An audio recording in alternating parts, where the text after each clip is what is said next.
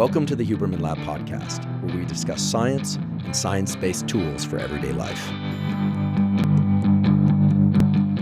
I'm Andrew Huberman, and I'm a professor of neurobiology and ophthalmology at Stanford School of Medicine. Today we are going to talk all about healthy and disordered eating.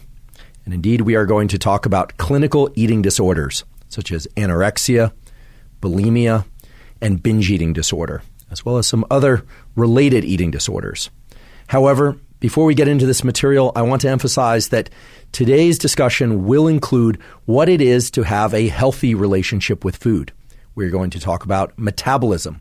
We're going to talk about how eating frequency and what one eats influences things like appetite and satiety, as well as whether or not we have a healthy psychological relationship to food and our body weight and so-called body composition, the ratio of muscle to fat to bone, etc.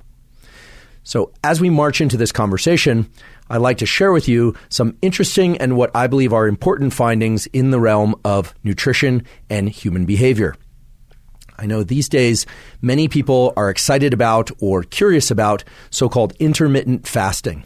Intermittent fasting is, as the name implies, simply restricting one's feeding behavior, eating, to a particular phase of the 24-hour or so-called circadian cycle.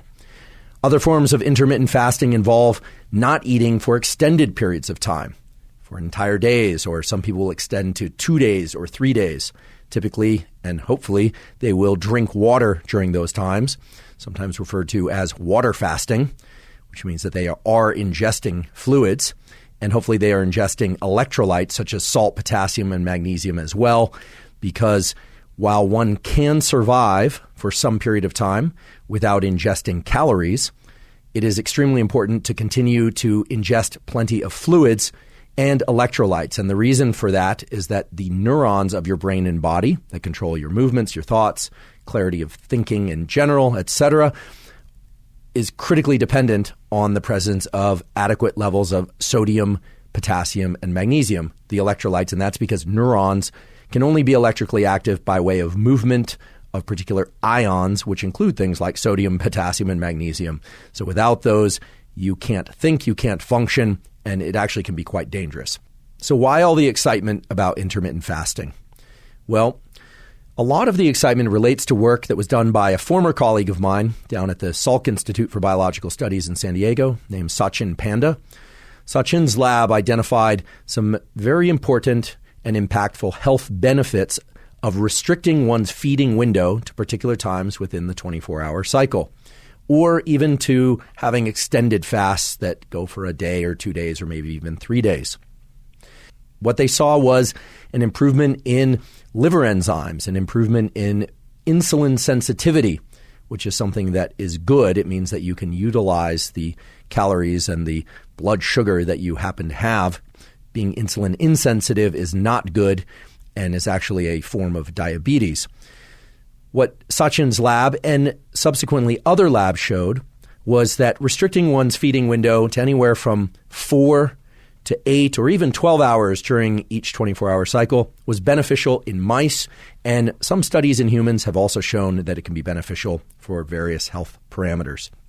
However, the excitement about intermittent fasting seems to be related to the foundational truth about metabolism and weight loss and weight maintenance and weight gain, which is that regardless of whether or not you intermittent fast or whether or not you eat small meals all day long or you eat one meal in the evening and snack up until then, it really doesn't matter in the sense that the calories that you ingest from whatever source are going to be filtered through the calories that you burn by way of exercise, basal metabolic rate, which is just the calories that you happen to burn, just being alive and thinking and breathing and your heart beating, etc.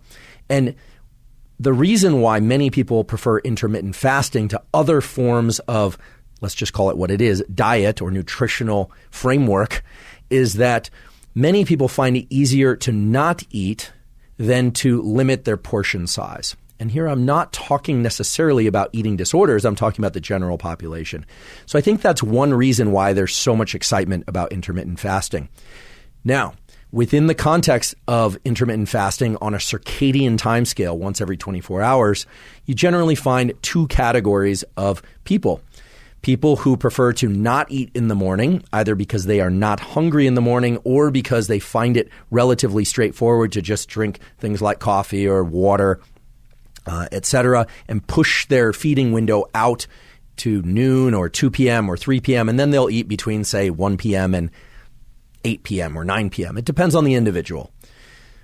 Other groups of people find that they are very hungry when they wake up in the morning. They don't feel well if they don't eat breakfast. And so they prefer to eat early in the day, but then they limit their feeding window such that they cut off their food intake or stop ingesting any calories of any kind somewhere around 5 p.m. or 6 p.m., etc. So the duration of the feeding window has not been broken down into the kind of nuanced type of information that one would really want, at least not in human studies, saying, well, a 6-hour feeding window or an 8-hour feeding window is ideal. It really is going to vary based on lifestyle and circumstances. For instance, some families really want to eat dinner together every night. So do you want to be the person that's sitting there watching everybody eat because you're fasting from 5 p.m. onward? I don't know. That's an individual difference. What you can start to identify, however, is that people tend to fall into either one category or the other. People who prefer to skip eating in the morning or people that prefer to or manage to skip eating in the evening. And there has been no evidence thus far that one is better or worse, at least in terms of weight loss or overall health parameters.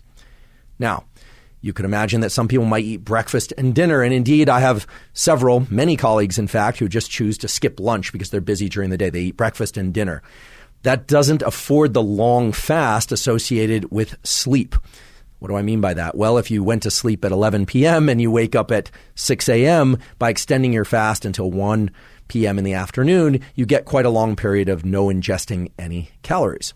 Whereas when you don't eat during the middle of the day, you are getting a fasting period that's probably anywhere from 4 to 7 hours, but it's not linked to the longer fasting period of not eating while you are asleep, because most all people, and I want to emphasize most, do not eat while they are asleep.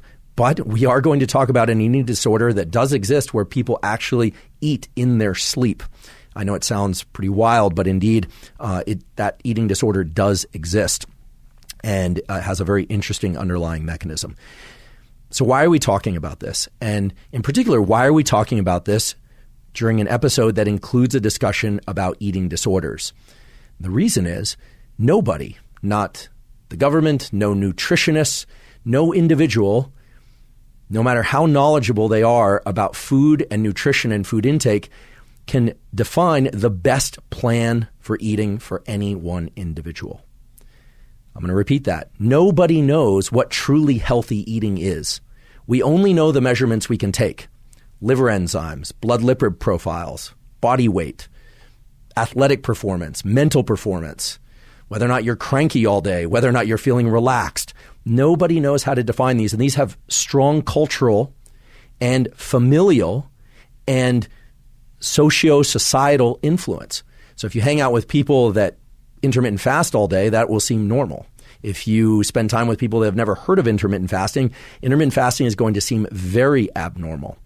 Now, we are going to talk about eating disorders that really fall into the category of clinically diagnosable eating disorders, for which there's actually serious health hazards and even the serious risk of death.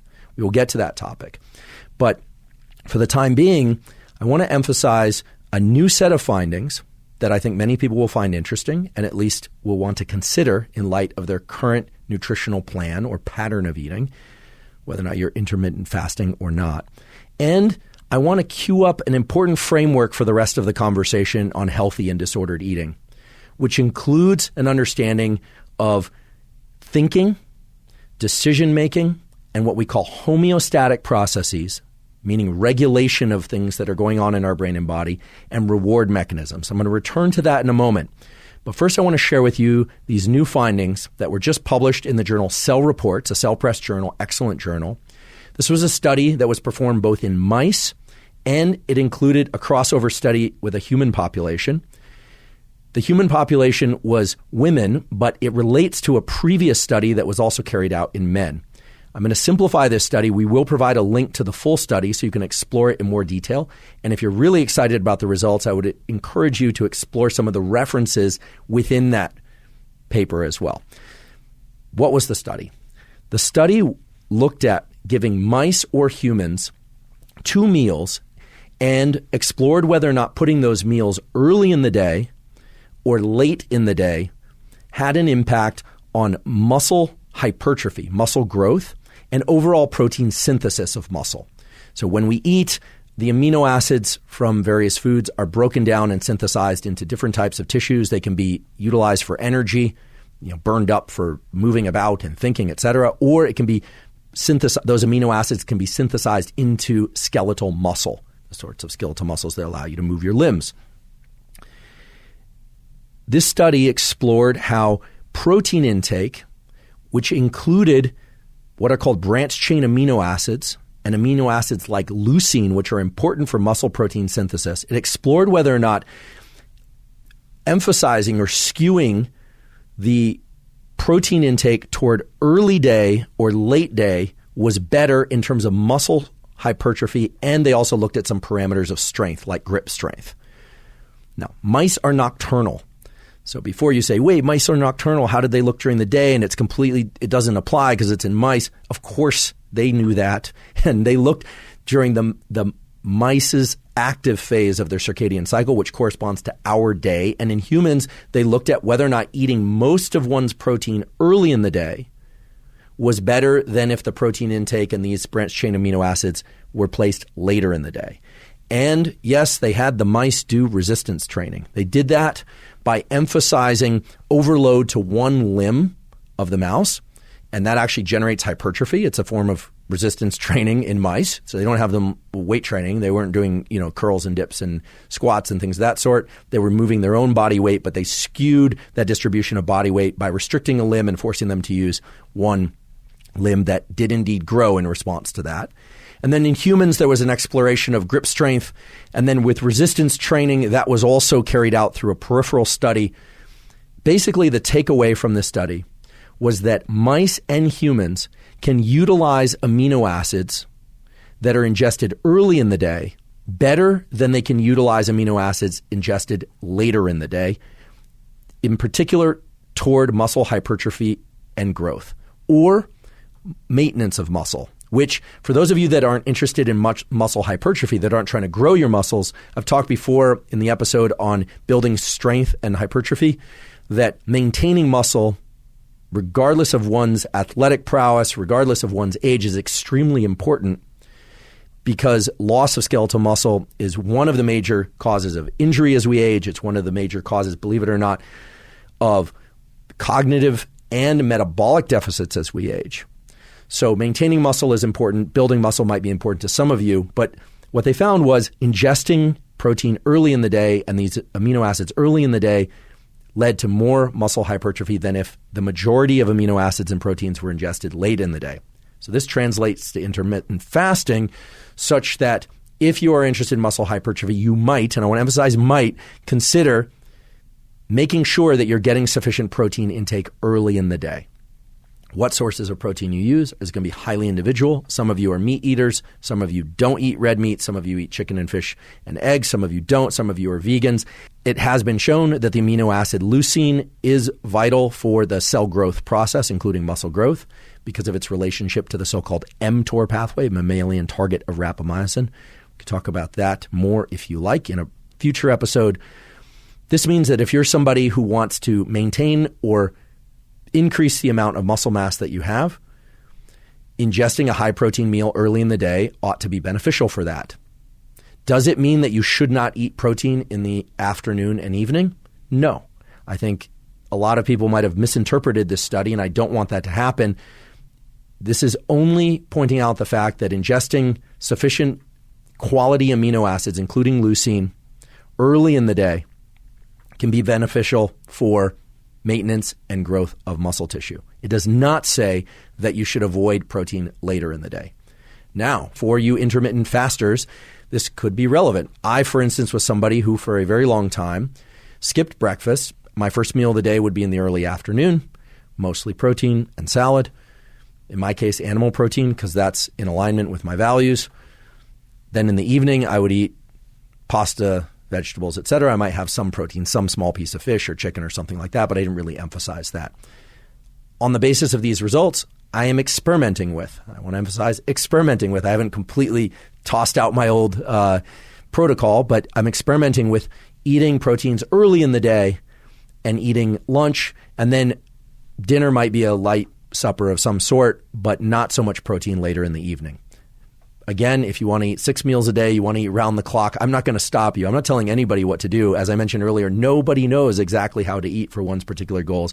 But this study was really interesting because it really did show that we can utilize the proteins that are ingested early in the day better than we can utilize the proteins that are ingested later in the day. And of course, there will be factors that can shift that. For instance, if you work out very hard with resistance training later in the day, resistance training is known to increase protein synthesis.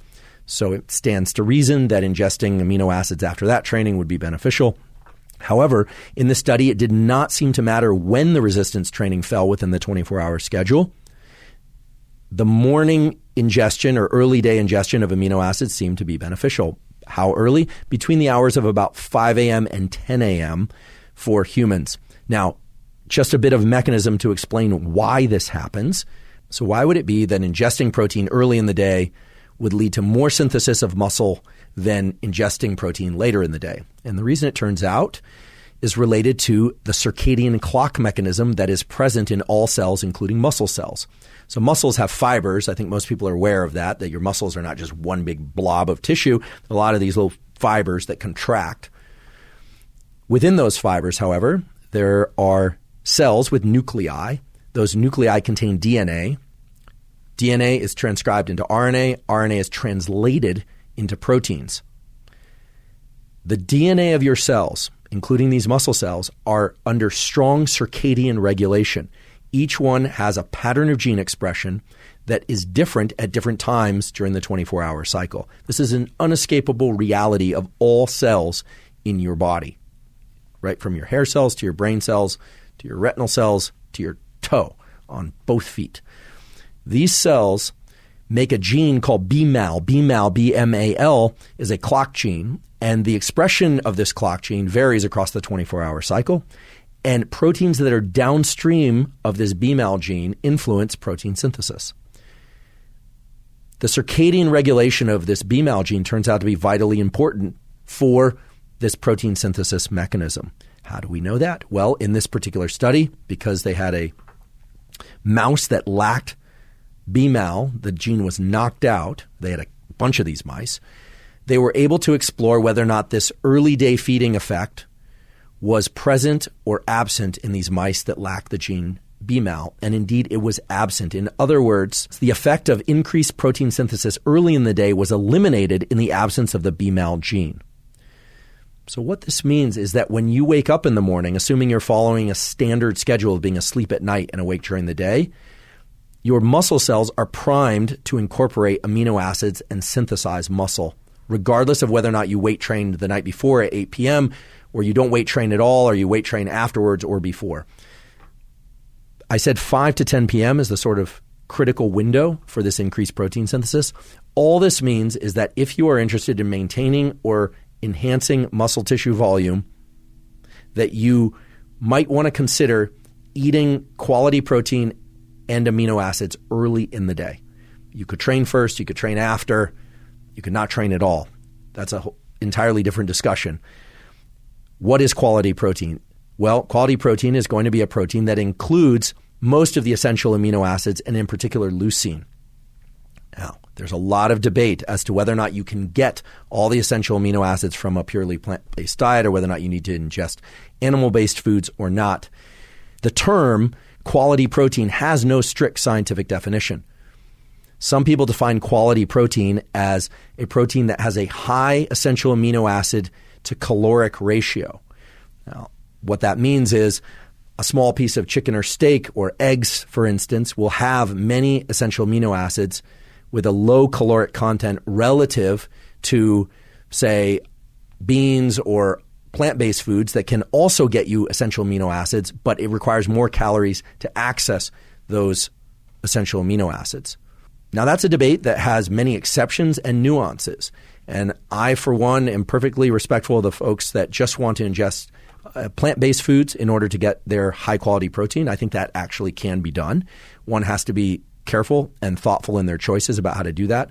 So this really isn't about animal-based versus non-animal-based foods. This is about getting quality amino acids early in the day from whatever foods are in alignment with your particular values and your particular eating plan. So that's a lot of information, but the key takeaways are every cell in your muscles has a clock gene. The clock genes vary such that protein synthesis is greater early in the day than it is later in the day, such that in both mice and in humans, ingestion of quality proteins early in the day will be more so incorporated into muscle than the proteins that are ingested late in the day. And of course, there are the caveats of if you're training hard late in the day, if you're adjusting your hormone status through whatever mechanism, et cetera, protein synthesis can also be high later in the day, but for most people, it's going to taper off due to this circadian BMAL gene-related mechanism. Again, we will provide a link to the study, and the other key takeaways were that nobody knows. Nobody can tell you what healthy feeding windows are, what the best feeding windows are. There's absolutely no information in that context. You talk to 10 nutritionists or academics or trainers or individuals about what healthy eating is, and you are going to get vastly different answers. And that's one of the reasons why I believe that the internet, in particular social media, are so filled with contradictory opinions. But the calories in versus calories burned formula is the more or less holy foundation of all things about nutrition, eating, and weight. And as we transition today into the discussion about eating disorders, I'd like you to keep this in mind, because for the treatment of eating disorders, it doesn't matter what psychological or early trauma-based effects led to the eating disorder if the person isn't adjusting their feeding behavior in a way that is going to ameliorate the symptoms of that disorder, which is ultimately the goal. Before we begin, I'd like to emphasize that this podcast is separate from my teaching and research roles at Stanford. It is, however, part of my desire and effort to bring zero cost to consumer information about science and science-related tools to the general public. In keeping with that theme, I'd like to thank the sponsors of today's podcast. Our first sponsor is Belcampo. Belcampo is a regenerative farm in Northern California that raises organic, grass-fed, and finished certified humane meats. I don't eat a lot of meat, but I eat meat about once a day. That means a small piece of steak or chicken, etc., and usually a salad. I usually do that for breakfast or for lunch. And then in the evening, I tend to follow a more or less vegetarian diet. I tend to eat pastas and vegetables and things of that sort. While I don't eat a lot of meat, it's important that the meat that I eat be of very high quality and that I'm certain that the animals were raised and treated humanely up until the point of slaughter. Belcampo's animals graze on open pastures and seasonal grasses their entire lives, resulting in meat that's higher in nutrients and healthy fats. It also results in healthy, happy cows. I often talk about how important omega-3 fatty acids are. They've been shown to be important for regulating mood, for the microbiome, for restricting inflammation in the brain and elsewhere in the body. Belcampo's meats are known to be high in omega-3s, and given that the meat is grass-fed and grass-finished, that combines all the features of the nutrition and the animal well-being that I want to see for any meat that I ingest. If you'd like to try Belcampo, first-time customers can get 20% off by going to belcampo.com/Huberman and using the code Huberman at checkout. That's belcampo.com/Huberman for 20% off your first order. Today's podcast is also brought to us by Headspace. Headspace is a meditation app that's backed by 25 published studies and has over 600,000 five-star reviews. I've been meditating for a very long time, although I admit I meditate on and off, meaning I'll go a few weeks or months meditating regularly, and then I tend to stop. A few years ago, I got into a regular meditation practice because I started using Headspace's meditation app. The thing I really like about their meditation app is it has meditations of different durations. So sometimes I'll just meditate for 3 minutes or 5 minutes, or ideally I'm doing 2 20-minute sessions per day, but I confess I don't always manage that. But they have a ton of different meditations on the Headspace app that allow you to tailor your meditation practice to your particular schedule. And there are now a plethora of studies showing the benefits of a regular meditation practice. If you want to try Headspace, you can go to headspace.com/special offer. And if you do that, you'll get a free 1-month trial with Headspace's full library of meditations. You get them all. That's the best deal offered by Headspace right now. So again, if you're interested, go to headspace.com/special offer. Today's episode is also brought to us by Athletic Greens. Athletic Greens is a vitamin mineral probiotic drink, and it's one that I've been drinking since 2012. The reason I started drinking Athletic Greens and the reason I still take Athletic Greens is that it really helps me cover all of my nutritional bases with respect to vitamins and minerals and probiotics. And we now know that a healthy gut microbiome is supported by probiotics. And for me, Athletic Greens is the best way to get those probiotics. I also ingest some fermented foods, but by ingesting Athletic Greens, I'm certain to get all the things I need. And also, I just feel better when I drink it. I genuinely feel like I have more energy and I just feel better. And I happen to really like the way it tastes. I mix mine with some water and some lemon juice. And in doing that, I'm certain to get all of my nutritional bases covered.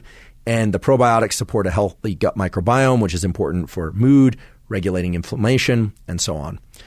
If you want to try Athletic Greens, you can go to athleticgreens.com/Huberman. And if you do that, you can claim a special offer. They'll give you 5 free travel packs in addition to your Athletic Greens order.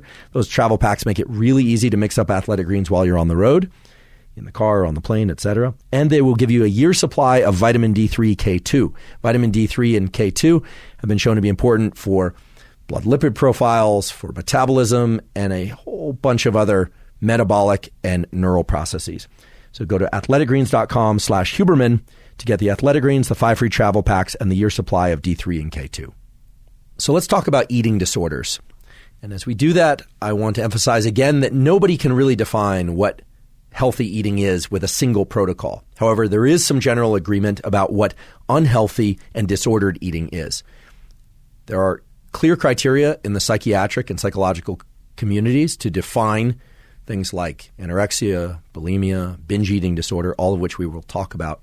But as we have that discussion, I want to emphasize that self-diagnosis can be both a terrific but also a very precarious thing. We talked about this a little bit in the episode about depression. There's always a temptation as one learns about the symptomology of a given disorder, doesn't really matter what the disorder is, to ask the question, well, do I have that? Does so-and-so that I know have that? I see this sort of behavior or that pattern of thinking in that individual.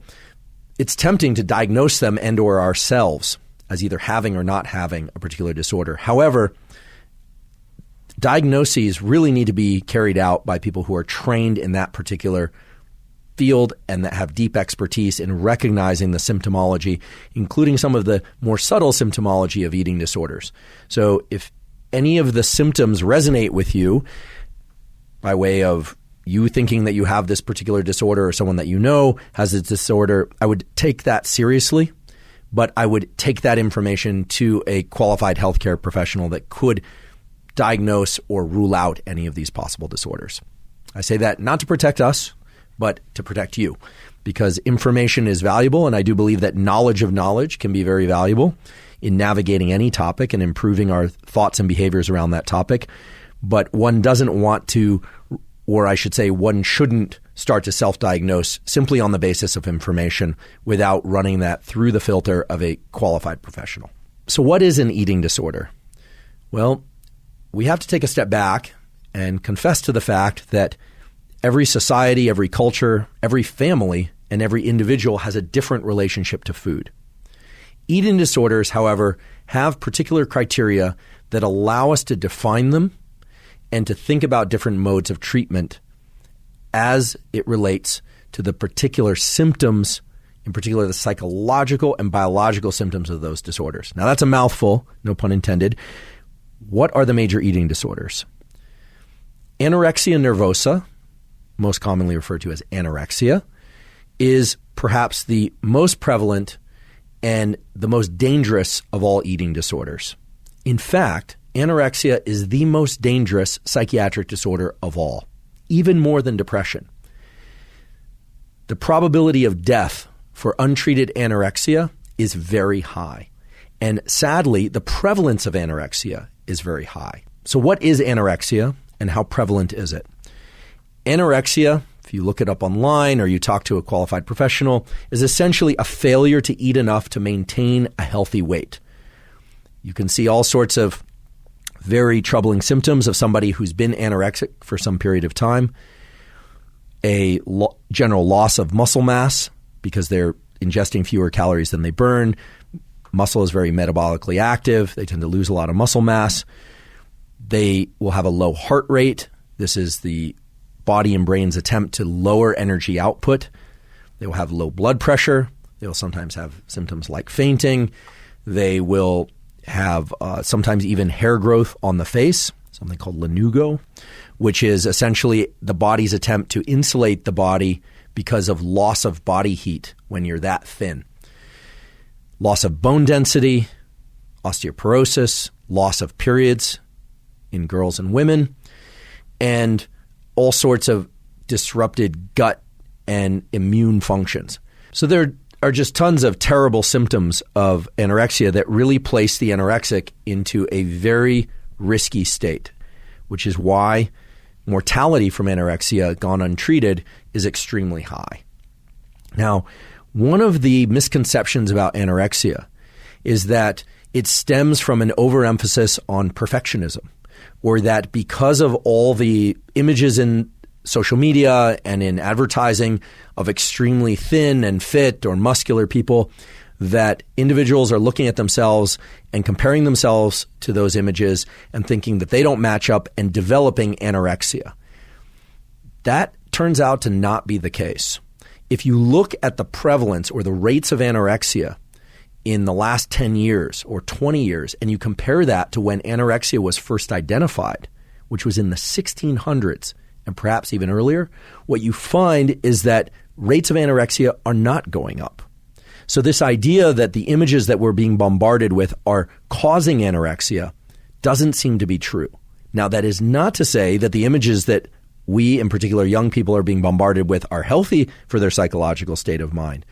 But classically defined anorexia has existed at essentially the same prevalence for the last 100, 200, 300 and 400 years, which is incredible and really speaks to the likelihood that there's a strong biological contribution to what we call anorexia nervosa. Anorexia nervosa is extremely common. It's anywhere from 1 to 2% of women. And the typical onset is in adolescence, close to puberty, but it can show up later in life as well. In fact, the identification and diagnosis of anorexia tends to be in the early 20s.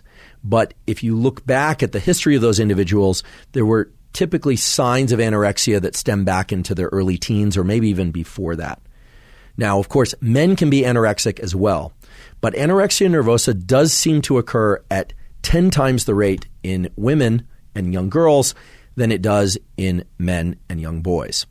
So while there does seem to be more of a prevalence of anorexia in boys and young men these days, that's probably due to better diagnosis and detection than it is to some sort of societal shift related to imagery, etc. Later, we will talk about body dysmorphia and some of the images that are present in media and social media and how those are impacting other forms of eating disorders. But when you look at anorexia nervosa, this failure to maintain weight even to healthy levels and often drops in weight that are very dangerous or even deadly, that has existed for a very long time and seems to be somewhat hardwired into the biology of individuals that suffer from it. Now, when I say hardwired, that doesn't mean that it can't be treated or cured, and indeed it can. Bulimia, which is defined as binge eating or overeating. Let me explain what that is. Binge eating is consuming vast amounts of calories in a short period of time. Overeating can be ingesting more calories than one needs, but over an extended period of time. Both can exist, of course, but bulimia is also very common. It's more common in young girls and in women than it is in young boys and in men, but it is present in both sexes. Bulimia and rates of bulimia might be increasing. That's sort of an interesting finding. It's not quite clear whether or not it's existed in its same form for a long period of time or whether or not there are new forms that are evolving or showing up. We're going to drill into bulimia and what it actually is and what it represents. But one thing I want to be clear about Just as the perfectionist mindset has been associated with anorexia, and it turns out that's not the case. It can be, but it's not always associated with anorexia. There was the idea that bulimia is associated with early trauma in childhood, in particular sexual trauma. And while that can be the case, there's no direct correlation between the two. Now, obviously, psychological phenomena and trauma can have a profound impact on the way that the brain wires up and the way that people approach food and other types of behaviors. But the sort of classic idea was that all anorexics are perfectionists. They want to perform well. It's all about control and autonomy.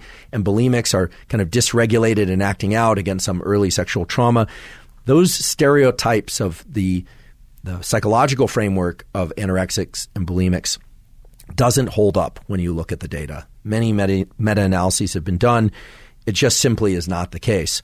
And in both instances, both anorexia and bulimia, there are clear biological underpinnings to what's driving the undereating or the overeating. So we're going to talk about the biology of undereating and overeating and appropriate levels of eating.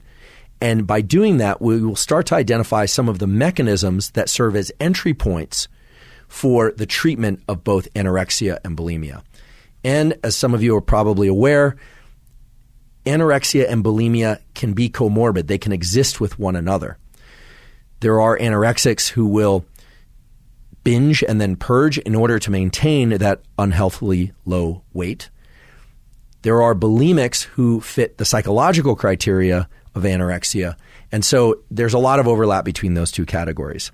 Now let's talk about the categorization for a second and why the categorization has led to now a bunch of other eating disorders as defined by the psychiatric community. One of the classic symptoms of anorexia is a loss of menstrual cycles, loss of periods. And the reason for that is when the body is undernourished, the body fat stores send signals to the brain to inform that the body is undernourished, or they turn off the signals that say, look, there are enough body fat cells out here to support healthy metabolism, and therefore let's shut down ovulation. Literally signals sent from the fat and muscle to the brain, and the brain, the hypothalamus and pituitary, will send signals down to the ovaries, or they will turn off the signals heading to the ovaries to deploy eggs, to maturation of eggs in the follicle, etc. So there are instances in which people have anorexia or have bulimia but are still maintaining healthy menstrual cycles, or at least menstrual cycles. And that has led to a whole set of other categorizations of eating disorders, like binge eating disorder, where there tends to be a lot of overeating but not the purging, or categorizations of anorexia in which people are underfeeding but they are not losing their periods. And so these have a number of different names and acronyms. Some of them include things like EDNOS.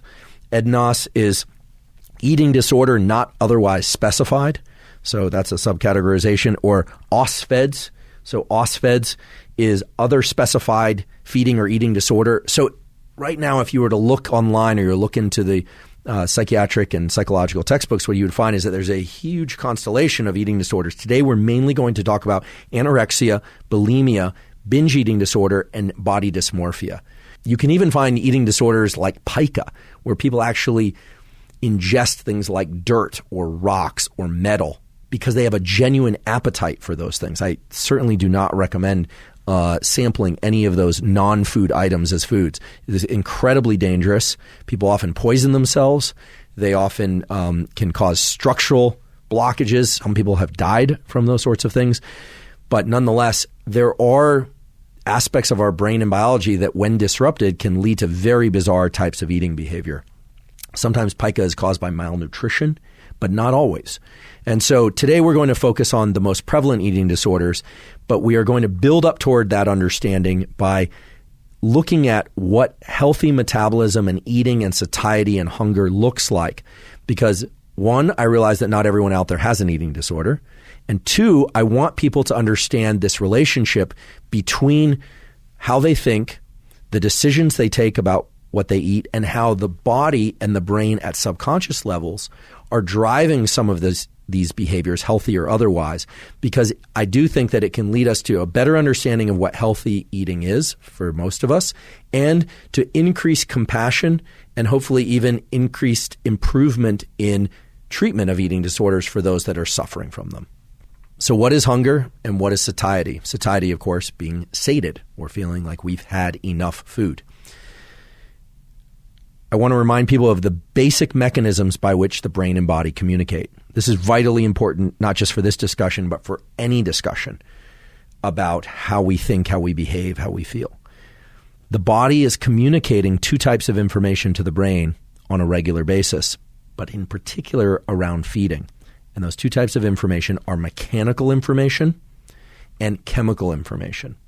What do I mean by mechanical information? Well, if you take a deep breath and you hold your breath, what you'll find is that you can hold your breath a lot longer than if you exhale all your air and you hold your breath with lungs empty. And the reason is not because when your lungs are full, you have enough oxygen and therefore you can hold your breath. It's because when your lungs are full, a particular class of neurons called baroreceptors send information to the brain and say there's pressure in the lungs, and that means that there's probably oxygen in here. And so the trigger to breathe is actually suppressed. When your lungs are empty, even if you have plenty of oxygen in your system, those baroreceptors send a different signal to the brain, which is there's no oxygen in here and you should breathe. And so the impulse to breathe comes earlier. Likewise, when your stomach is full, it sends signals to your brain that are purely based on this mechanical fullness. Has nothing to do with nutrients, that says, I'm full. And therefore, don't be as hungry. Don't motivate to find or ingest food. Whereas when our gut is empty, even if we have plenty of nutrients or plenty of body fat stores, we tend to focus on food a bit more. So volume and mechanical influences have a profound effect on how we think and what we consider doing or not doing. Likewise, chemical effects. When we ingest food, our so-called blood sugar or blood glucose levels go up. That information is signaled to the brain via neuronal pathways and hormonal pathways. And in particular, there are neurons within our gut that signal to areas of our brainstem that are involved in satiety, in our sense of having enough, that there's food in our system. So that's chemical information. So how are hunger and feeding and satiety regulated? By way of mechanical and chemical signaling. You have, I have, we all have neurons in our hypothalamus that trigger eating and neurons that trigger cessation or stopping of eating. We have an accelerator on eating and we have a brake. And I covered all of this in a lot of detail in the episode on feeding and metabolism and hunger. So if you want a lot more detail, see that episode. But right now I'm just going to give you the top contour of how all that works. Your hypothalamus is an area of your forebrain, which tells you it's in the front, but it's at the base of your forebrain. It sits more or less above the roof of your mouth. The hypothalamus contains lots of different kinds of neurons, including neurons that stimulate sexual activity and desire, regulate your body temperature, and control appetite and ceasing of eating and appetite. There are two types of neurons within a particular area of your hypothalamus that are relevant here. There are the so-called POMC neurons, okay, pro-opioid melanocortin neurons, that tend to act as more of a brake on appetite by way of another hormone called melanocyte-stimulating hormone. And not so incidentally, when you're getting a lot of sunlight and you're viewing a lot of sunlight, that system is ramped up. This is why appetite is lower in the summer months than it is in the winter months. This is true in animals, and this is true in humans. And you have a class of neurons called the AGRP neurons. The AGRP neurons are the ones that stimulate feeding. And they create a sort of anxiety or excitement about food. It can be positive anxiety or it can be negative anxiety. What do I mean by that? Well, have you ever seen kids heading in to get ice cream? They're absolutely excited. You see people getting ready to sit down and eat a big meal. They're excited to eat. Sometimes that's due to social factors, but they have an increase in overall levels of autonomic arousal. And depending on the context, they can feel excited or anxious, but it is a ramping up of energy. These AGRP neurons are what cause that. In fact, so much so that if you eliminate or kill these neurons, which has been done in experimental mouse models in the laboratory, but also there are humans that have lesions or neurotoxic effects on these AGRP neurons. And what you find is that they don't want to eat. They essentially become anorexic, meaning they don't want to ingest food. They have no appetite for food whatsoever.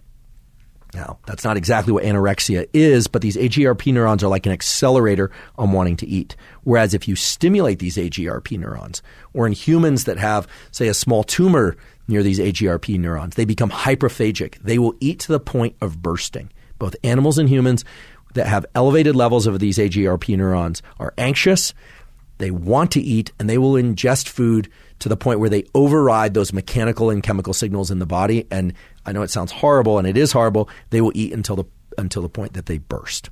Now, there are signals coming back from the body to inform the brain about presence of different levels of nutrients. And that generally comes from three sources.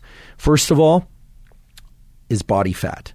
The more body fat we have, the more we secrete a hormone called leptin, L-E-P-T-I-N, leptin from body fat. Leptin goes to the brain and suppresses appetite. This is a body-to-brain signaling mechanism that says, look, I've had enough. Not incidentally, leptin signaling is disrupted in people that have bulimia and obesity and certain forms of binge eating disorder. So that system is disrupted. The I've had enough signal, or there's enough body fat here such that you don't need to eat more, right? Here I'm sort of in the voice of the body fat trying to talk to the brain. That signal, that dialogue is mixed up or messed up. In some cases, it's absent entirely. So the body fat is signaling to the brain about how much reserve you have. It's sort of like a savings account for energy, because that's what body fat is. You've got lipids in there, and through lipolysis, they can be metabolized. If you're interested in that process, both how to increase it and just generally how it works, you can see the episode on the science of fat loss. The body fat is doing something else really interesting that relates to anorexia.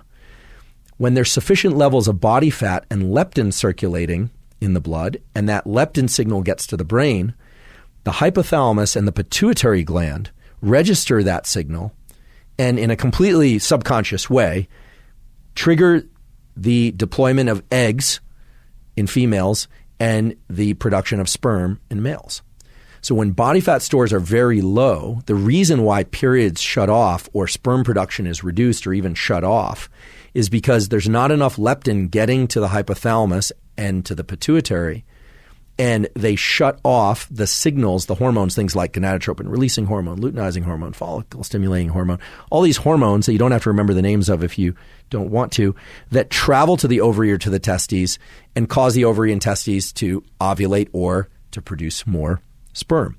So the reason why anorexics stop having periods, why they stop cycling, is because there isn't sufficient leptin in the bloodstream. Now, there have been attempts to give leptin to anorexics because leptin has been sequenced and the peptide has been synthesized, and so you can inject leptin into people. There are studies where they've done that. When that happens, it does not tend to alleviate the anorexia. It does not cause people to start eating again. And that actually makes sense because leptin is also a way of shutting off the hunger signals, saying it's the body fat's way of saying, hey, there's a lot of body fat here, or there's sufficient body fat. There doesn't even have to be a lot. But it has in some cases been shown to rescue the menstrual cycling in some anorexics. Okay, so body fat is signaling to the brain. The gut is signaling to the brain. There are neurons in your gut that are primarily responding to, meaning they fire electrical signals when there are sufficient fatty acids coming from fats you ingest, amino acids coming from proteins you ingest, and sugars coming from carbohydrates and sugars, things like fructose, glucose, etc. Those signals are being sent from the fat and from the gut up to the brain, and therefore your body has multiple signals of directing you toward eating more or eating less. So you've got two categories of neurons, one that acts as an accelerator, the AGRP neuron, saying eat, eat, and gets you excited to eat. And then you have a category of neurons, the PMOC neurons, that are suppressing hunger. They're acting like a brake. And the body is informing the brain all the time about the status of the body and whether or not it needs more food or not. So you might ask, why is it that people who are overweight and have a lot of body fat, why they would continue to eat a lot? Well, past a certain threshold of body fat, that's when you start getting into these so-called metabolic disorders where blood glucose metabolism is disrupted, leptin signaling is disrupted, and there are all sorts of changes on both the brain side and the body end of things such that they're hungry despite the fact that the body has plenty of energy on reserve. Okay. That, I think, is sufficient to explain the basics of hunger and satiety and a kind of a biological mechanism. And the important thing, again, to remember is that they're mechanical and chemical signals that come from fullness or absence of fullness, that come from the presence of glucose in the blood or the absence of glucose in the blood. When you haven't eaten for a long time, glucagon levels go up, for instance, GLP-1 levels go up, and those will drive you to seek out food and want food. And then there are these signals that are coming from body fat and from neurons in the gut. So there's a lot of convergent signal, a lot of pathways. I don't offer you all those pathways to confuse you. I offer you those pathways to clarify the extent to which something as simple as eating or the decision to not eat is complicated.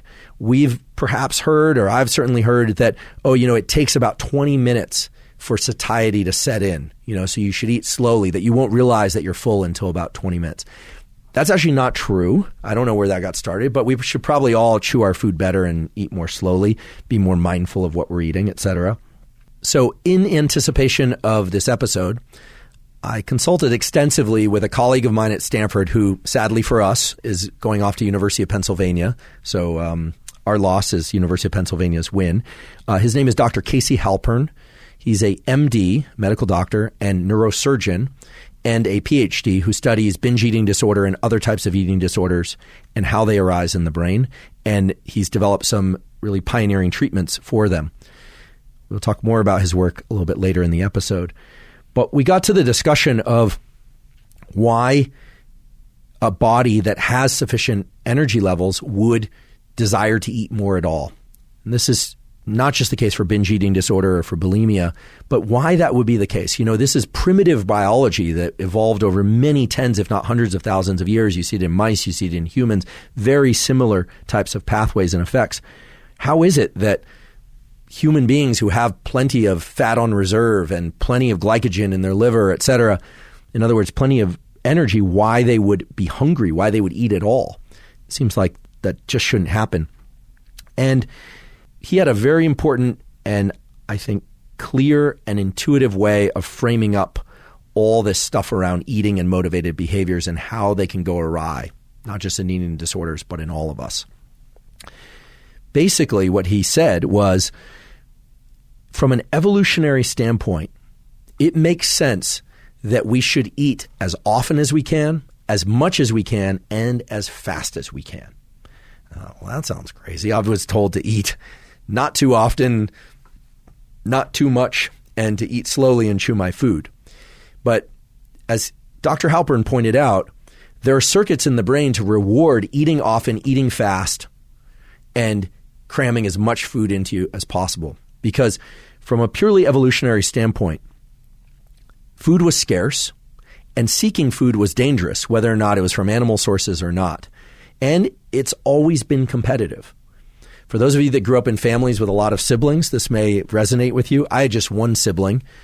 We were competitive about certain things, but typically not competitive about food. But I had friends that had a lot of siblings. It was really interesting to see how food was served up and how it was taken in those households. It was like food would hit the table and it was just an absolute war for portions. And who got what and how much and who got a slightly bigger piece of cake, et cetera, turned out to be a frequent happening in these meals and at these birthday parties. Whereas the only children perhaps were used to having more food presented to them without having to compete with other members of the species. Every animal, including humans, has a hardwired circuit that we were born with that pays attention to how much food is available, how much we are getting now, and how much we are likely to get in the future. And without going down the rabbit hole of arcuate nucleus biology, in 2 sentences, you have a hypothalamic area called the arcuate nucleus. It's a fascinating area. It's actually the area that houses these PMOC neurons and these other types of neurons that regulate hunger and satiety.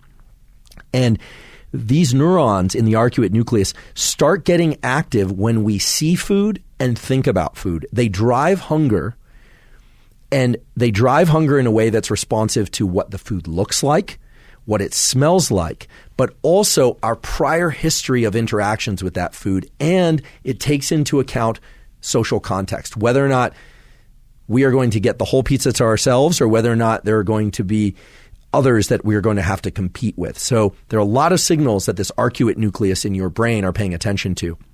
So Dr. Halpern pointed out that you actually have an accelerator that increases your level of awareness and anxiety and sort of constricts your field of view and all your senses anytime you interact with food, and is driving a primitive reflex to ingest as much food as you can, as quickly as you can, and then move on from there and presumably to do the same elsewhere. So that changed the way that I think about eating behavior and eating disorders.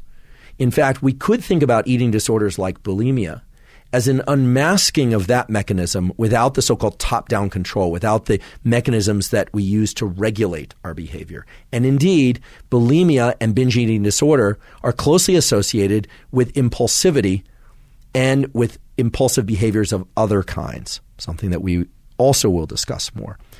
What's the pathway? How does this work? What is Dr. Halpern and his colleagues doing in order to try and treat things like binge eating disorder? Well, you can frame all of behavior, good decision-making and bad decision-making, in a pretty simple box diagram model. And I realize that many of you are listening to this, not watching this, and there is no diagram to look at. I'll just explain it so that you can conceptualize it in your mind. We have knowledge of what we should do in one box. Okay, we should eat that, we shouldn't eat that, we should wait for dinner, we shouldn't wait for dinner. And then we have what we actually do in another box. Okay. Now, this is true for all behaviors. We should say something, or we want to say something, but we don't. We shouldn't say something, but we do anyway. That's the knowledge, the kind of looping in your head. I should do my homework. I should go for a run. I shouldn't do this right now. I shouldn't be on social media. All those kinds of shoulds and shouldn'ts that are circulating in your head. That's one box. Then there's what you actually do, the behavior. Whether or not you suppress the behavior, you turn off your phone and you go read a book, or you go to sleep, or whether or not you stay up all night, or you stay up for another hour, or even 5 minutes. In between those two boxes are two intervening forces, and those intervening forces are critically important. Those intervening forces are homeostatic processes, called by some processes, same thing. Homeostatic processes that regulate the balance of different systems in your body, hot and cold, awake or asleep, dopamine and the desire to pursue things, serotonin and the desire to just relax and chill. So homeostatic processes and reward systems. And as we now move into discussion about anorexia and bulimia specifically, what you'll see is that anorexia and bulimia are not a breaking of the mindset of what one should do or shouldn't do. It's a disruption of these homeostatic and reward processes, such that decision-making is completely disrupted and in many cases is not available to the anorexic or bulimic. Now, I don't want to be abstract here. What I'm saying is that the person who starves themselves to the point where they might die, and in some cases sadly do die, they can know perfectly well that their behavior is leading to bad outcomes and possibly even death. And yet they are not able to intervene unless they get particular clinical help. Because the homeostatic processes, the signals from the body and brain that say you need food, those aren't registering in the same way that they are for other individuals. And for the bulimic or the person that suffers from binge eating disorder, they don't necessarily want to eat that food. They simply cannot help it. It's like a reflex for them because the homeostatic processes and the reward processes associated with food are such that they can't intervene between the should do X, Y, or Z or shouldn't do X, Y, or Z and what their actual behavior is. Now, this isn't just a biological mechanistic explanation for what could have been summarized in 2 sentences. What this is a roadmap of where interventions can really make a difference. So as we talk about different drug-based interventions or behavioral interventions or social interventions, I'd like you to think about whether or not those interventions are breaking into or tapping into this box of the thinking, the sort of pattern of thinking around food, whether or not it's the behavior, the actual ingestion or the restriction of food, or whether or not it's tapping into the homeostatic process, the balance of energy systems and kind of getting enough but not too much, or it's tapping into the reward system. And just as a little teaser of where we're headed, what you'll find, based on the data, clinical data, experiments done very carefully and very well by excellent groups, what you'll find is that anorexics have a sort of switch that's been flipped such that their decision-making is actually pretty darn good. It might even be better than yours in terms of evaluating food nutritional content, but their habits are disrupted. So they're not even consciously aware of the fact that they're making terrible and in some cases very dangerous food choices. It turns out that habits and the way that we build and break and rebuild new habits is one of the most effective treatments for anorexia. So now let's talk about anorexia, this failure to consume enough energy such that the individual is at risk of death, and if not death, then severe metabolic disorders, lack of bone density, etc. As I mentioned earlier, anorexia and things that almost certainly were and are anorexia have been described as early as the 1600s and maybe even earlier. There are some records from the saints from the 1400s of people that refused to ingest food. Another common myth is that anorexia is only the sort of thing that you see in rich societies. These are spoiled children with so much food that they decide they're only going to focus on how slim they are, how they look in bathing suits, etc. Not true. A careful analysis through medical epidemiology has shown that you find anorexia even in cultures and societies where food is scarce. So that really speaks to biological mechanism. Now, it's hard to unveil in societies where food is scarce because a lot of people are starving and hungry. But there are individuals that choose still to avoid food and seem to have some sort of reward mechanism that rewards them or makes them feel better if they don't eat, despite the fact that their body is severely depleted of nutrients. So that's very interesting and points again to some disruption in some biological mechanism. Now, I want to make sure that I'm emphasizing that I'm not in favor of people, in particular young children, adolescents and teenagers, being bombarded with unrealistic imagery about bodies. But the idea that that's the cause of or is amplifying anorexia, the data just don't seem to support that.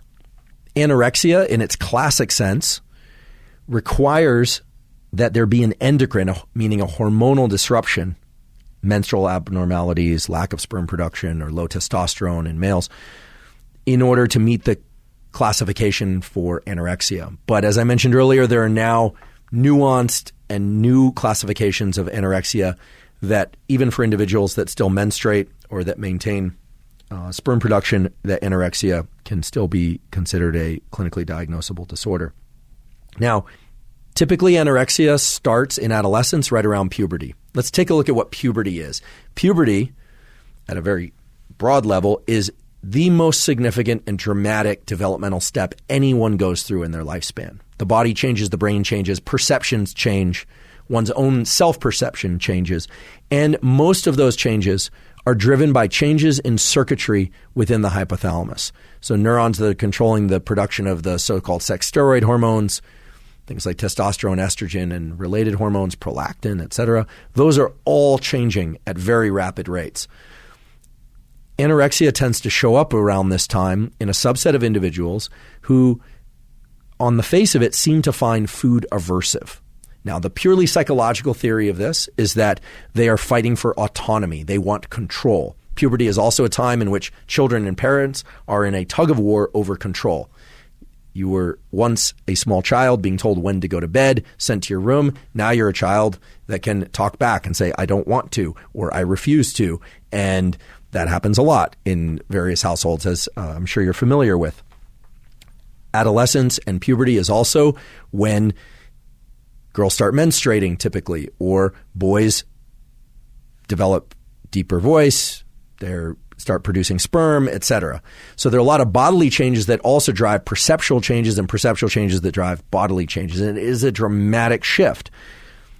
For a young girl or boy that doesn't nourish themselves sufficiently during that period, there are a number of downstream negative effects. I'll list out some of them. These are just a subset of the effects. Hypogonadism, that's the lack of sperm production or healthy egg production. There is amenorrhea, which is the lack of menstrual cycling. Okay, so a failure to have a menstrual cycle. Reduced insulin secretion. Insulin is this hormone that's released in order to help shuttle glucose into various tissues for energy utilization. That's down because energy levels are down so much. One of the symptoms that's a little more cryptic, and that has actually interesting implications for sake of the cholesterol hypothesis, is that anorexics who ingest very little food often have cosmically high levels of cholesterol, including LDL, low-density lipoprotein cholesterol. You say, well, how could that possibly be? We were all told, and continue to be told from many sources, that ingestion of dietary cholesterol is what drives high levels of bodily cholesterol. Cholesterol is manufactured by the liver, and in anorexics who consume very little food, they often have cosmically high levels of cholesterol, which is one of the kind of wrinkles in the so-called dietary cholesterol hypothesis, that all of our cholesterol that we see on a blood panel is due to what we eat.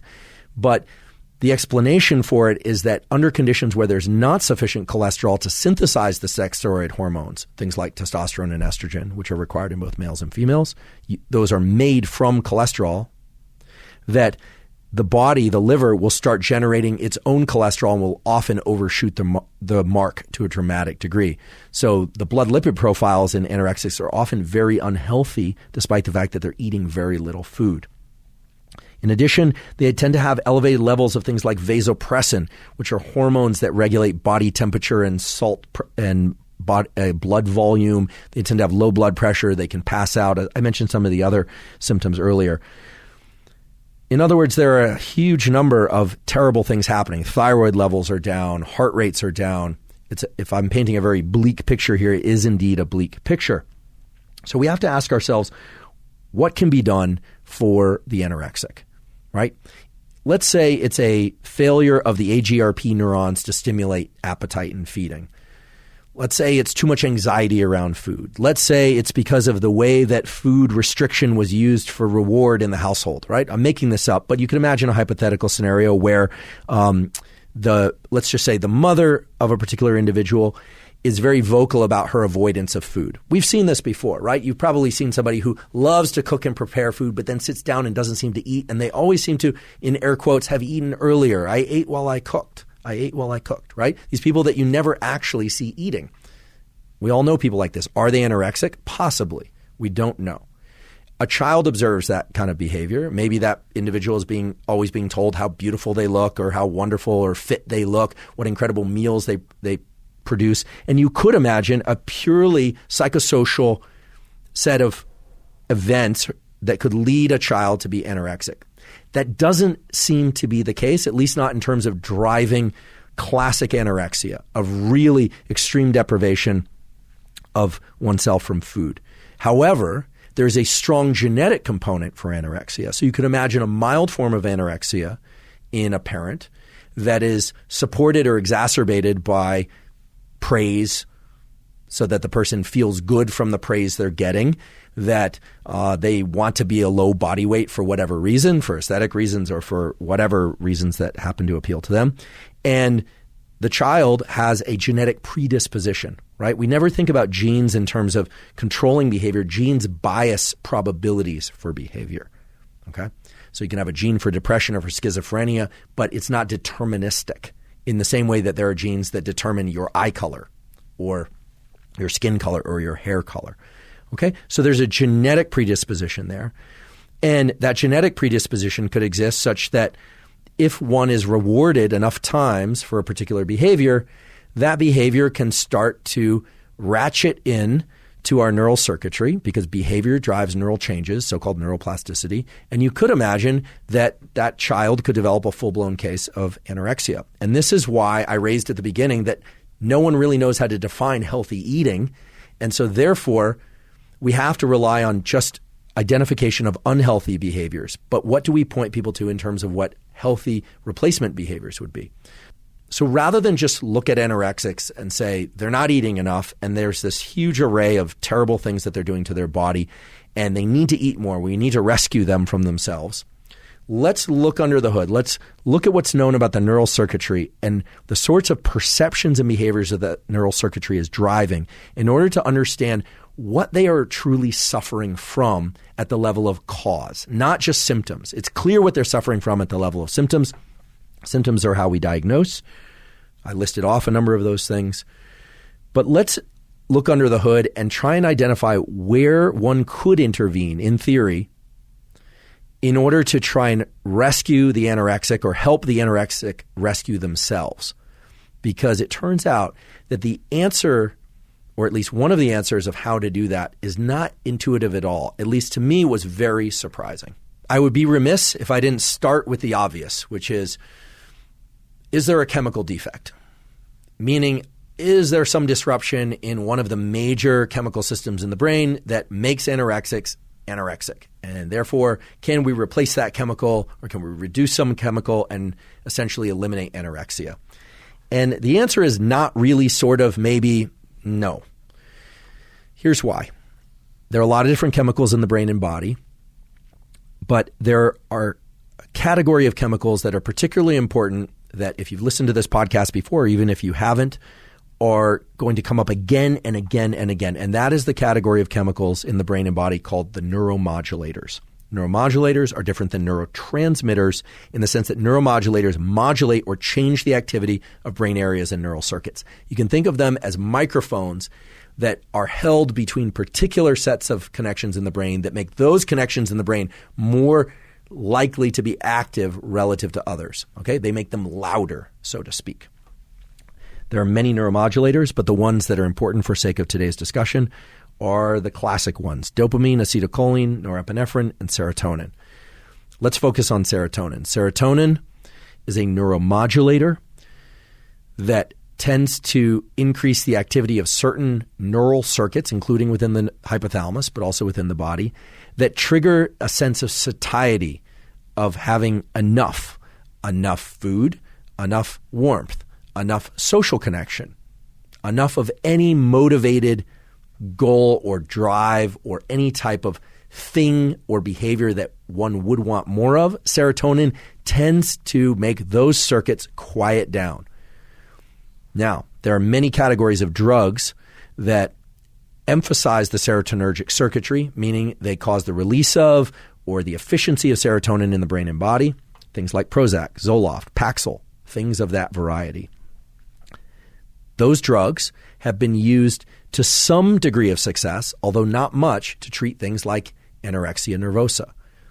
That should make sense, because if these drugs increase serotonin, if their general effect is to increase serotonin, it will be to lower anxiety. That sounds like a great thing. A lot of anorexics are really anxious around food. We'll talk about why. Lowering anxiety, you might think, would lead to ingestion of more food, but that's not often what happens. Increasing serotonin by way of some drug regimen will tend to make one less hungry, because with heightened levels of serotonin in the blood and brain, there isn't the desire to go seek out the things that will raise serotonin on their own. Now, some anorexics do well or benefit from these serotonergic drugs, these drugs that increase the activity of these circuits that lead to satiety. But if you think about the major goal of treating an anorexic, it's to get them to have more hunger, more appetite. So now I want to focus on some of the work that's been done around the habits and behaviors of anorexics, because those turned out to be ideal places for intervention.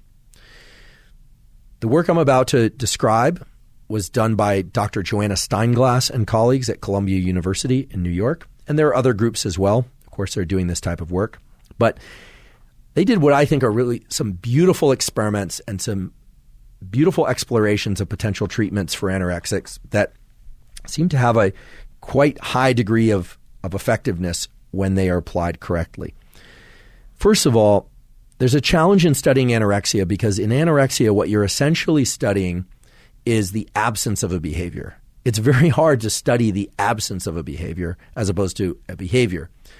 So they did some experiments with anorexics, giving them a gallery of pictures of different foods and allowing those anorexic patients to arrange those foods according to preference about what they would select, about food nutrient content, about caloric content. They essentially asked these anorexics to evaluate food. And in doing so, they were able to identify something that's very unique to anorexics at the level of their perception of food. What they found is that anorexics, rather than being anxious in the presence of food and that anxiety driving an avoidance of food, what they found is that anorexics have a hyperacuity, a hyper-awareness of the fat content of foods, almost to the point of being sort of fat content savants. Now, they don't necessarily know that they're doing this. They're not looking at an avocado and thinking, okay, that's X number of grams of fat, or looking at an apple and saying, okay, that has no fat. They start to do this more or less reflexively. Now, it's a well-known symptom of anorexia, especially young anorexics, that they have kind of an obsession with food, caloric contents, macronutrient ratios, meaning fat, protein, and carbohydrate ratios. They know caloric numbers. But then they sort of pass that information into a memory system in their brain that allows their interactions with food to be very reflexive in a way that they are actively avoiding high-fat content foods, calorie-rich foods, and defaulting towards very low-calorie foods if they have to eat. Now, this might seem like an almost trivial result on the face of it. You think, okay, they don't like to eat. When they do eat, they eat low-calorie, low-fat foods. Duh. But it's the way in which they are doing this subconsciously, that they learn this information and then they pass it off to a reflexive habit. And that's very important, because what that means is that we need to look at what processes in the brain, what brain areas, what chemicals drive decision-making and knowledge. And we also need to look at the areas of the brain that drive habit formation and habit execution. Because for any of you that have habits, and that means all of you, the hallmark feature of a habit is that it's reflexive. You have a mosquito bite on your leg, you scratch it. You didn't necessarily even think, oh, I'm going to scratch that. In fact, just to take a little bit of a moment of respite and talk about habits in general, there's a beautiful study that was done out of Caltech University looking at the parking lot of where people park in the morning without designated parking spots and the trajectories that they use to walk to their offices in the morning. So they put cameras up on the roof at Caltech. This is the kind of thing that the nerdy kids at Caltech do. I think at Caltech, if you call someone a nerd, I think it's a compliment. So my apologies to the non-nerds at Caltech. I think there's one or two of you. And for the nerdy ones of you at Caltech, you're welcome. They videotaped the behaviors of these faculty and students and staff, and what they found is that people follow trajectories from their car that are remarkably stereotyped. First of all, they tend to park always in the same spot, if they can. They tend to get out of their car, of course, because they're on the driver's side or passenger side in the same place. They turn and pivot their body at approximately the same rate every day. They close the door, they put their bag on their shoulder or across their chest or however it is that they carry their briefcase or whatever it is, and they follow trajectories onto campus that are so stereotyped that you'd wonder if you just trace line after line after line, what you'd find is that every day is almost exactly the same. And you do this too. You don't realize it because if you're being videotaped doing this kind of behavior, it's not being released to you. But your behaviors are so stereotyped to the point where if you were to see them laid out in front of you in kind of diagrammatic format of the lines and the trajectories that you follow throughout the day, the lifting of your mug and how frequently you drink each hour, you would be amazed and probably a little bit scared by how much of a robot we all are. Now, that robotic aspect of our neural circuitry is vital because it's what allows us to think about other things and do other things and drive other behaviors. But the work of Dr. Steinglass and colleagues showed that in the case of the anorexic, those habits are exactly the place where things start to go awry and that drive this very dysfunctional undereating behavior that sadly often leads to death or certainly bad medical outcomes. And it turns out that the brain areas associated with habit formation and execution are the best point of intervention.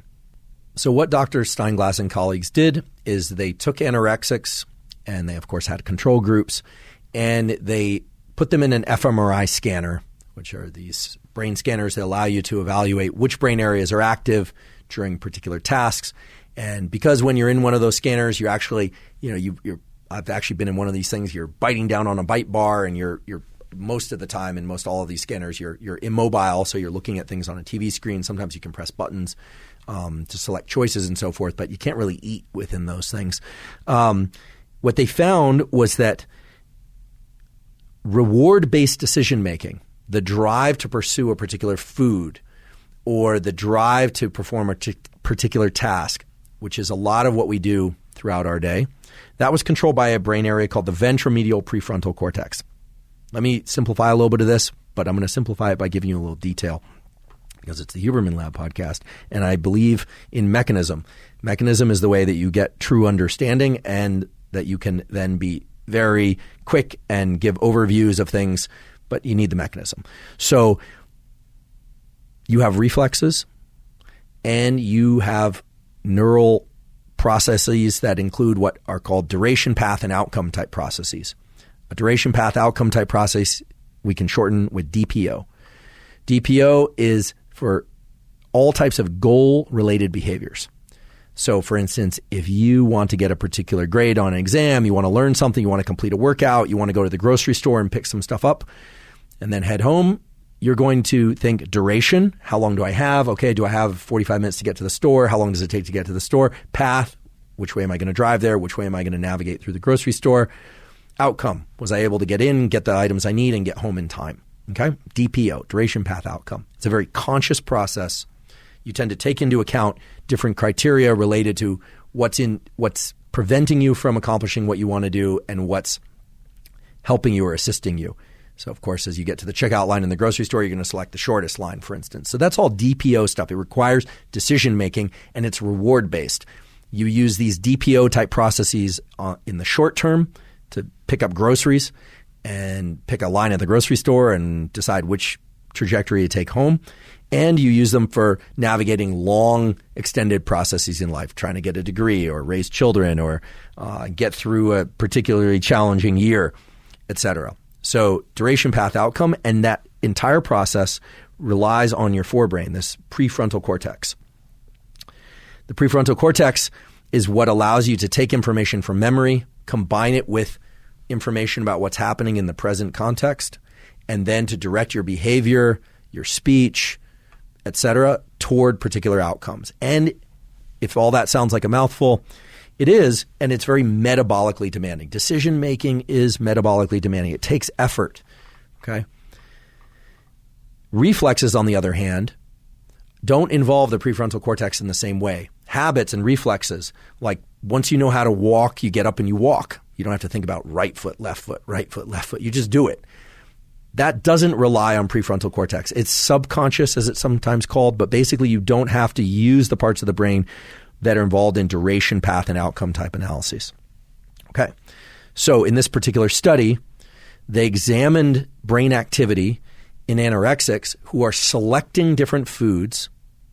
And as I mentioned earlier, they have a hyperacuity or awareness of which foods contain more or less calories than other foods and what the fat content of particular foods is in particular, et cetera. They're doing all this while in a scanner, and then they look at what sorts of brain areas are active after that task is done. And what they found was really interesting. What they found was that the dorsolateral prefrontal cortex, not surprisingly, is involved in the decision-making and the evaluation of this food. Which foods are going to be best to eat in this context? Which foods are going to be appropriate for at least that anorexic's framework about what's okay to eat and what's not okay to eat and how much. However, there are areas of the brain that were active after that decision-making process. And those are the brain areas that turn out to drive the habit of avoiding particular foods and approaching other foods. And in that case, it wasn't the dorsolateral prefrontal cortex. It was an area of the brain called the dorsolateral striatum. Now, the striatum is a big area in the brain. It's involved in a lot of different things. It includes areas like the caudate and putamen. And I just want to mention, as I throw out all these names, you do not need to remember the names of these different structures. They're just there if you are interested in that level of detail. But basically, you have a brain area, and anorexics have a brain area that's involved in evaluating and decision-making around food. And then another brain area that's involved in the reflexive consumption of particular foods and the reflexive avoidance of other foods. Now, if you remember way back at the beginning of the episode, I feel like that was a long time ago now, when we talked about how you have these sorts of processes in the brain, but there are always homeostatic and reward systems influencing this kind of thing. Well, In the brain of the anorexic, it turns out that the reward systems have been attached to the execution of habits in a way that is unhealthy for body weight.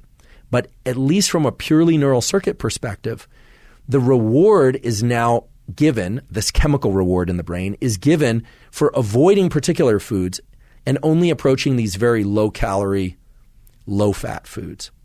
So there really does seem to be a flip in the switch in the anorexic brain that rewards them internally. They feel good when they avoid certain foods and they approach others. So it's not a deprivation-based model where they are flagellating themselves or masochistic or actively avoiding food in order to punish themselves, which is interesting because a lot of psychological theories support that idea. Rather, once this transitions into a set of habits, they are actually getting a sense of reward. They feel good, presumably from the release of a different neuromodulator called dopamine, by approaching foods that are low fat, low calorie content.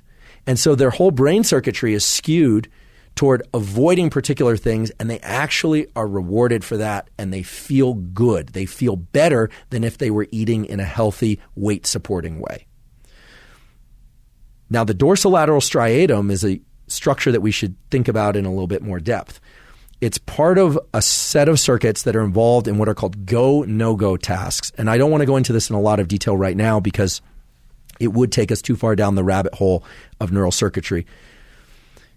But basically, in terms of behaviors, we both have DPO-type behaviors, so decision-making, reward-based behaviors, and we have habits that we learn and we acquire, and then we just start to execute reflexively. Things like walking, things like yawning when we're tired, things like taking a particular route through the parking lot, right? We learn that the first time we go to a given parking lot and walk into a building, but after that, we tend to follow the exact same trajectory. It becomes very automatized. It's just like we just do it without thinking. Well, the go, no-go circuitry is another aspect of our behavior where we both have to select behaviors to perform and we have to select behaviors to suppress. And the anorexic brain seems to reward suppression of one set of behaviors, ingestion of high-calorie foods, and to reward focus or even hyperfocus and consumption of low-fat, low-calorie foods. So this homeostatic process that we learn about from like high school onward, that, everything in your body is designed to keep everything in balance. You stay awake for a certain amount of time, you want to sleep. You don't eat for a while, then you want to eat to maintain weight, right? You eat too much, then you want to eat less. Those systems are disrupted. And so what's so beautiful about this work from the Columbia group is that what it says is the place to intervene has to be the habit. This stuff has already passed through all the learning. It's passed through all the reward systems. It's clearly not being overrun by the homeostatic processes of the body. There's very little body fat. There's no leptin. Whatever neurons in the brain respond to leptin are starved for leptin. Periods have shut down. Sperm production and testosterone is lowered. Bone density is down. Clearly, this is overriding all those homeostatic processes, all the signals that would say, eat, eat, eat. Those don't matter in the brain of the anorexic. The brain of the anorexic is just performing habits and they're being rewarded for it. So when you come along and say, look, you should really eat this whole pie or this whole pizza, you'll feel better, that's actually aversive to them.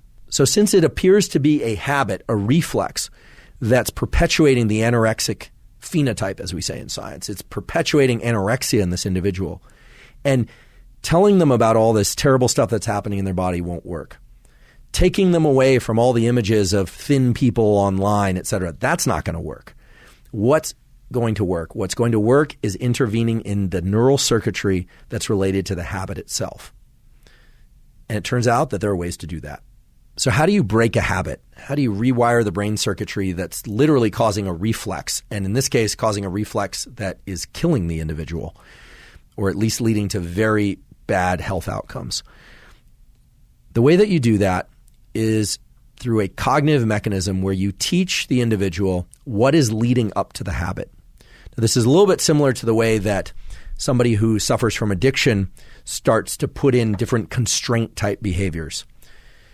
Constraint type behaviors are the sorts of things like where the alcoholic will call a hotel ahead of time and say, listen, I want the minibar taken out of the room. I don't want a television in the room, etc. Constraint type behaviors. Those are really ways of keeping oneself from the temptation. But with these habits, they work at such a subconscious level that what seems to work best is a combination of teaching the individual about their internal state and how to register their internal state, what we call interoception, this ability to perceive your internal state, so that they can start to learn to associate the interactions with different types of food with the sorts of cues that are occurring within their body, quickening of heart rate, hyperacuity of focus that we talked about earlier. Once they start to be able to notice that those things are happening, then they can start to intervene. So let's talk about what those things are that lead into a habit, because those turn out to be the exact points of entry for changing and eliminating and rewiring habits toward more healthy behaviors. And I should highlight that this isn't just about rewiring habits for sake of the anorexic. These are also the same types of mechanisms that one would want to incorporate in order to rewire any habit of any kind. There are two main features of thinking that go into the sorts of habits that anorexics execute.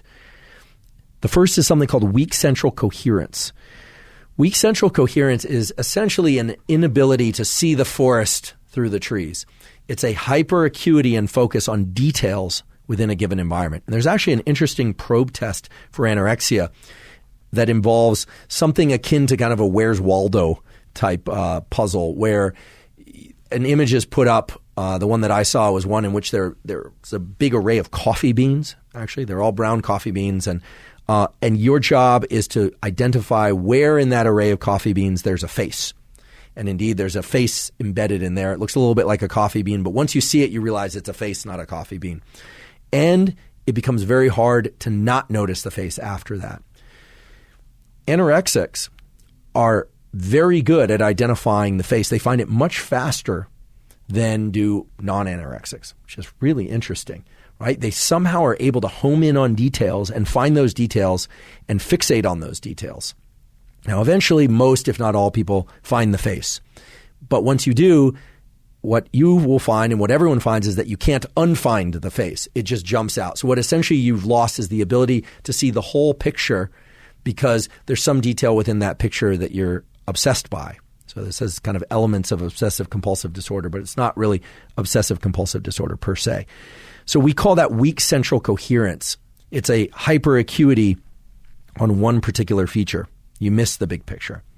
The other is a challenge in set shifting, that once you identify something that's of particular interest and that's driving some sort of reward, for the anorexic, that would be identifying the high-fat foods, or identifying the one food on the table that one could eat without anyone hopefully noticing that they're eating just the green beans and not touching any of the other food. If you ever had a meal with an anorexic, you might be familiar with this. It's kind of uncomfortable to be around, actually. They go through a lot of elaborate procedures to kind of hide food, they'll sometimes even chew food, hold it in their mouth, and then go to the bathroom and discard it. Things very elaborate, very troubling types of things to hear about and to be around. But you'll notice that they push food around their plate a lot. They become masterful, actually, at trying to keep people's awareness away from what they're doing, which is to home in on these low-fat, low-calorie foods. And they can't seem to set shift. They can't just relax and enjoy the meal, because the meal for them is essentially like this Where's Waldo or find the face in the coffee bean task. They're constantly monitoring how much people are observing them and trying to navigate this, what would otherwise be a really pleasant circumstance for most people. They're trying to navigate through this because, remember, for them, the reward is in the avoidance of certain things and the acquiring of only the foods that their brain rewards them for, because those are the foods that have been pre-selected and are now habit. What's amazing, and frankly also important, are these findings that once you teach anorexics what's happening to them, that they're doing this, they are able to intervene. Now, they need support, right? And another form of therapy that seems to work well for anorexics, that ideally is combined with this habit rewiring, is a family-based model. Family-based models are starting to surface a lot now in various therapy settings. Therapy-based models in short, are basically where the entire family is made aware of the individual's challenges with a particular eating disorder or other disorder. And in understanding some of the biology and psychology around it, they stop condemning the individual. They start to support that individual through cueing them towards their own habits that they observe. They give them some autonomy. They realize that none of this changes overnight, but they're taught about things like neuroplasticity and the ability to change one's brain in response to experience. And so there's a whole internal support network. Now, for people that live alone, this isn't available to them. This isn't the kind of thing that you share with your coworkers. You might involve a close friend or a spouse, but it's not the sort of thing that people that don't live in a family context can really benefit from. All of these things fall under the umbrella of cognitive behavioral therapy. And I should mention that cognitive behavioral therapies are often done in conjunction with pharmacologic therapies. I think that there's this idea out there that it's either or, when often it's both. So cognitive behavioral therapies are often combined with this habit recognition and rewiring approach, which is starting to become more and more common. And I think the data on it look really good, that especially when individuals are taught this early in adolescence, that there are positive outcomes over time. The relapse rate of anorexia is quite high. It's about 50% of individuals will relapse at some point, often triggered by a stressful life circumstance. But the combination of cognitive behavioral therapy that includes this family model, or at least habit reformation, seems to be fairly effective, and at present might be the most effective treatment.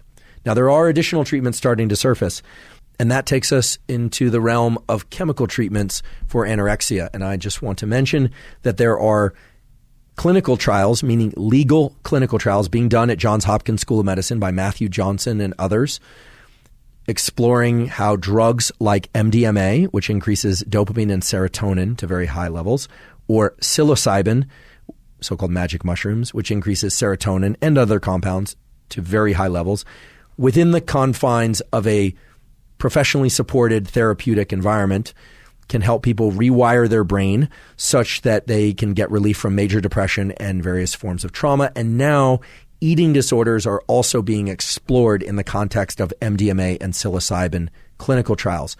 I do want to emphasize that those are clinical trials. Those compounds are not yet legal, and in many cases, most cases, they are still illegal. I do not think that they should be explored without a properly trained medical doctor, that the clinical trials are essential to complete before one explores those compounds. In particular, because lately I get a lot of emails about these compounds, people telling me that they've had amazing experiences and relief from various things, not just eating disorders, but depression, etc. However, I get an equal number of emails from people saying that they worked with some self-appointed guide. This would be outside the clinical trials I was referring to. And they are now experiencing chronic visual snow. They're getting genuine visual field deficits. They are having tics that they never had before. They have chronic insomnia. So I'm not passing judgment on any of these compounds or the people that are doing this sort of thing. I just want to see the clinical data, and I do believe that we should wait until these clinical trials are done before people start approaching this stuff. And that's because they are serious compounds. They can open plasticity, but whether or not they work, quote unquote, for different types of eating disorders or depression and trauma, the data are looking promising, but the clinical trials are still not done. And I know a number of people are going out of the U.S. and into other countries where this stuff is being done more regularly. And there too, I've gotten reports back of people doing so-called ibogaine treatments. Some of you who are familiar with eating disorders will immediately be asking, well, what about ibogaine? Does it work? Does it work? Well, the clinical trials in this country are not complete. I've heard directly from people who have benefited from these sorts of things for treatment of eating disorders, but I've also heard of people that have developed chronic seizure disorders from pursuing things like ibogaine for the treatment of eating disorders. So again, I'm not passing judgment. I would just like to see more data, and it's very important that the safety aspects of safety be in place. So this is definitely not something to get renegade about. So it appears that once anorexia is established, that habit breaking through self-awareness of what the habits are is going to be a primary entry point. That might seem kind of trivial You might say, well, couldn't you have just told us that in one sentence? But I want to return us to this model about homeostatic processes, reward processes, etc. That leads us to a place where the short answer is no. You can't simply say break the habit. An individual needs to be informed about where that habit comes from and the fact that what currently seems like a rewarded habit should actually be a punished habit. Now, I don't mean by actual punishment, but what I mean is within the brain, there's been a switch, and the anorexic needs to learn that there's been a switch such that what should be rewarding is now punished, and what should be punished, starvation, is now rewarded. The beauty of being a human being is that knowledge of knowledge can allow you to make better decisions. I'll say that again. The beauty of being a human being is that knowledge of knowledge can allow you to make better decisions. Now, of course, when we are anxious, when we are tired, when we are intoxicated, we have less access to that ability to use knowledge of knowledge to intervene. The anorexic will often do things that are in keeping with their habits, such as over-exercising. This is an area that anyone who's treated anorexics or interacted with anorexics is well aware of, that they are constantly moving. They're constantly on the treadmill. They're constantly running. They always want to be moving and burning calories so that they can feel okay about interacting with food, or because they have the distorted body image. Well, does breaking a habit mean that they should stop moving around and exercising? No, not necessarily. There's some really interesting studies that show that shifting anorexics towards activities that, for instance, build muscle, resistance training, and allow them to eat a bit more food without necessarily losing weight, but rather to put more muscle on their body, can actually be beneficial. Now, I'm not talking about anorexics becoming bodybuilders. There's a whole body dysmorphia associated with bodybuilding. But certain forms of exercise are just catabolic, meaning they break down the amount of muscle, they reduce body weight overall. Other types of exercises like resistance training are anabolic.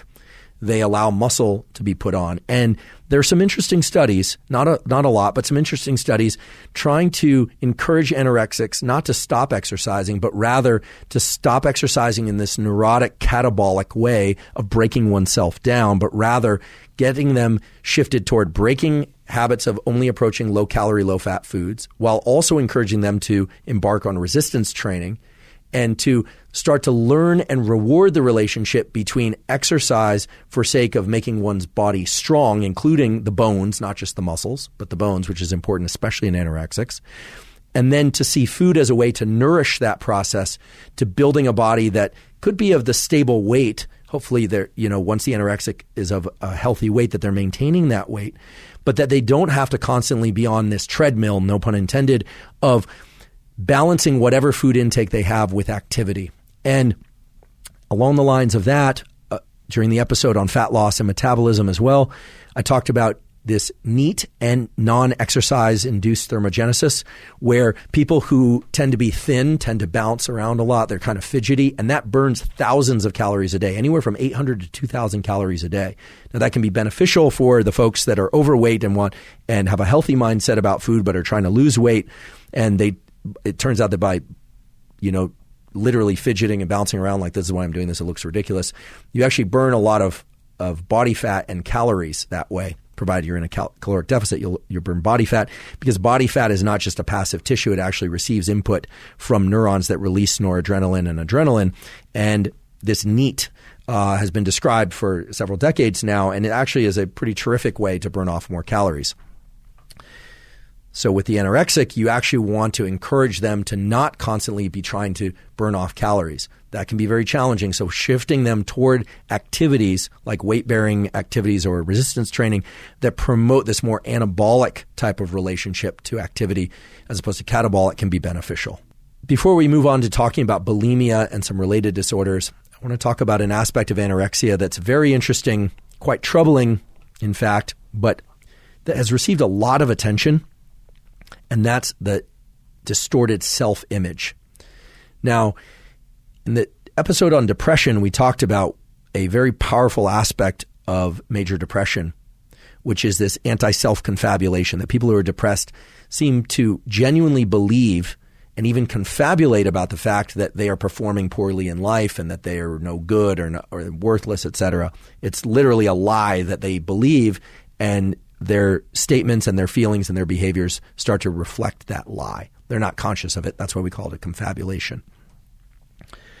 Anorexics often will see themselves as overweight or imperfect in ways that are of an obsession for them. They'll think, their arms are a little bit fat, or, the contour of their face makes, they don't like the pictures of themselves, or what I'm describing here is actually pretty typical behavior of a lot of people. I mean, how many people do you know that after you take a picture of them, they say, "Can I see the picture?" And then they tell you that you have to throw it away?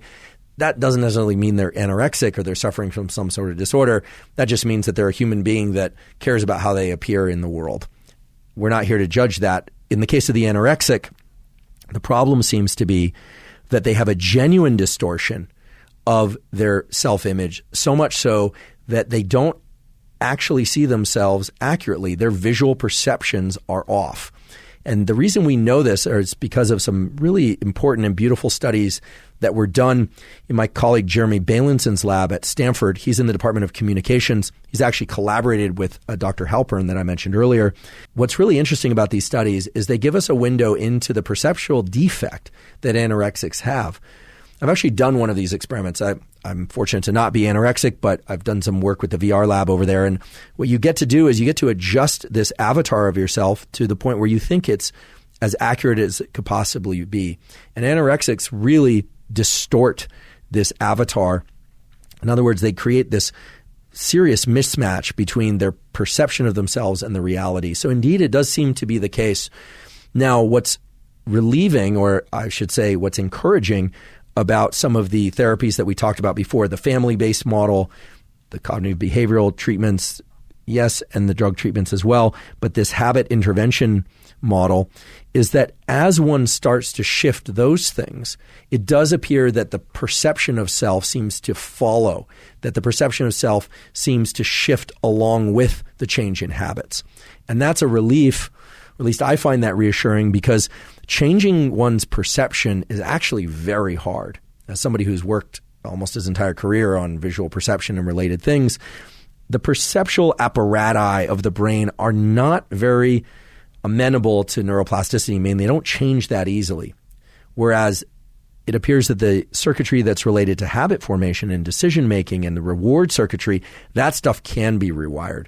And so anorexics, as they progress out of their anorexic state into one which they are intervening in their reflexes, gaining better habits around food, eating more accurately assessing foods and environments that they're in related to food, as they change their behavior and they start to put on healthy weight, maybe they're also doing the sorts of exercises that allow them to put on healthy weight and avoiding kind of extreme exercises of catabolism and breaking themselves down. They also manage to somehow, just as a consequence of all that, rewire their perception of self. So it doesn't seem that trying to tell someone, "Oh my gosh, you're so thin, you really need to eat," that doesn't seem to work. They just don't see themselves the same way that you see them. And so I offer that as a point of consideration. If you know someone that's anorexic, or if you look at an anorexic and you think, how is it that they are still critical of the small, even non-existent amount of body fat on their triceps or something? How is that? Well, it's literally that their brain, as it relates to perceptions, visual perceptions in particular, they're completely off. And fortunately, by changing habits, you rewire those circuits as well. Okay, so let's talk about bulimia, which is overeating and then purging, typically by self-induced vomiting or by ingestion of laxatives, sometimes also in concert with people taking stimulants and fat burners and over-ingestion of stimulants to try and burn off more energy. And then we'll also talk about binge eating disorder, which has a lot of the same features as bulimia, but typically no purging. I'm not going to list off all the clinical criteria that would allow someone to be diagnosed as bulimic or binge eating disorder, but the general features are that they ingest far more calories than they need, anywhere from 10 to 30 times their daily caloric intake, oftentimes within a 2-hour period, which is just a staggering amount of food and nutrients in a short period of time. Oftentimes they're overriding those mechanical signals from the body that they're full. It's a really troubling thing to think about, but people are literally gorging themselves with food. This looks a lot like a laboratory animal that has these AGRP neurons stimulated, these neurons that will eat until they almost burst or burst. So you wonder, is it these AGRP neurons that are active? Almost certainly yes, that they're involved, although I don't think that that's going to be the major point of intervention. In fact, we're going to talk about other types of interventions. There are a number of clinical criteria. For instance, if somebody has one of these binges once a year, does that make them bulimic? Technically, no. But I certainly don't recommend people do this. If you are one of these people who has so-called cheat days, right? Some of you may be familiar with cheat days. I think they're a little less common now, but the idea is you eat clean for 6 days or 5 days a week or 2 weeks, and then you have a so-called cheat day where you just kind of go wild and eat whatever you want in whatever volumes. Is that bulimia? It has some of the contour of bulimia if you're vomiting afterwards, or binge eating disorder if you're not. Does it constitute full-blown bulimia or binge eating disorder? It's pretty hard to say. The criteria that were described to me is that if somebody's doing this at least once a month over a period of anywhere from 2 to 3 months, then it likely would qualify. And I certainly know people who do these cheat days, and by those criteria, they have something like binge eating disorder. But in general, one of the hallmark features of bulimia and binge eating disorder is that people are unable to control their eating. They're not making the decision to have a cheat day. They're not making the decision to overeat. They are simply driven from the inside, without question, by way of neural circuitry. They are driven from the inside to ingest far more food than they need, and in some cases than they would want to eat. So it's a lot like the habit that we described for anorexia.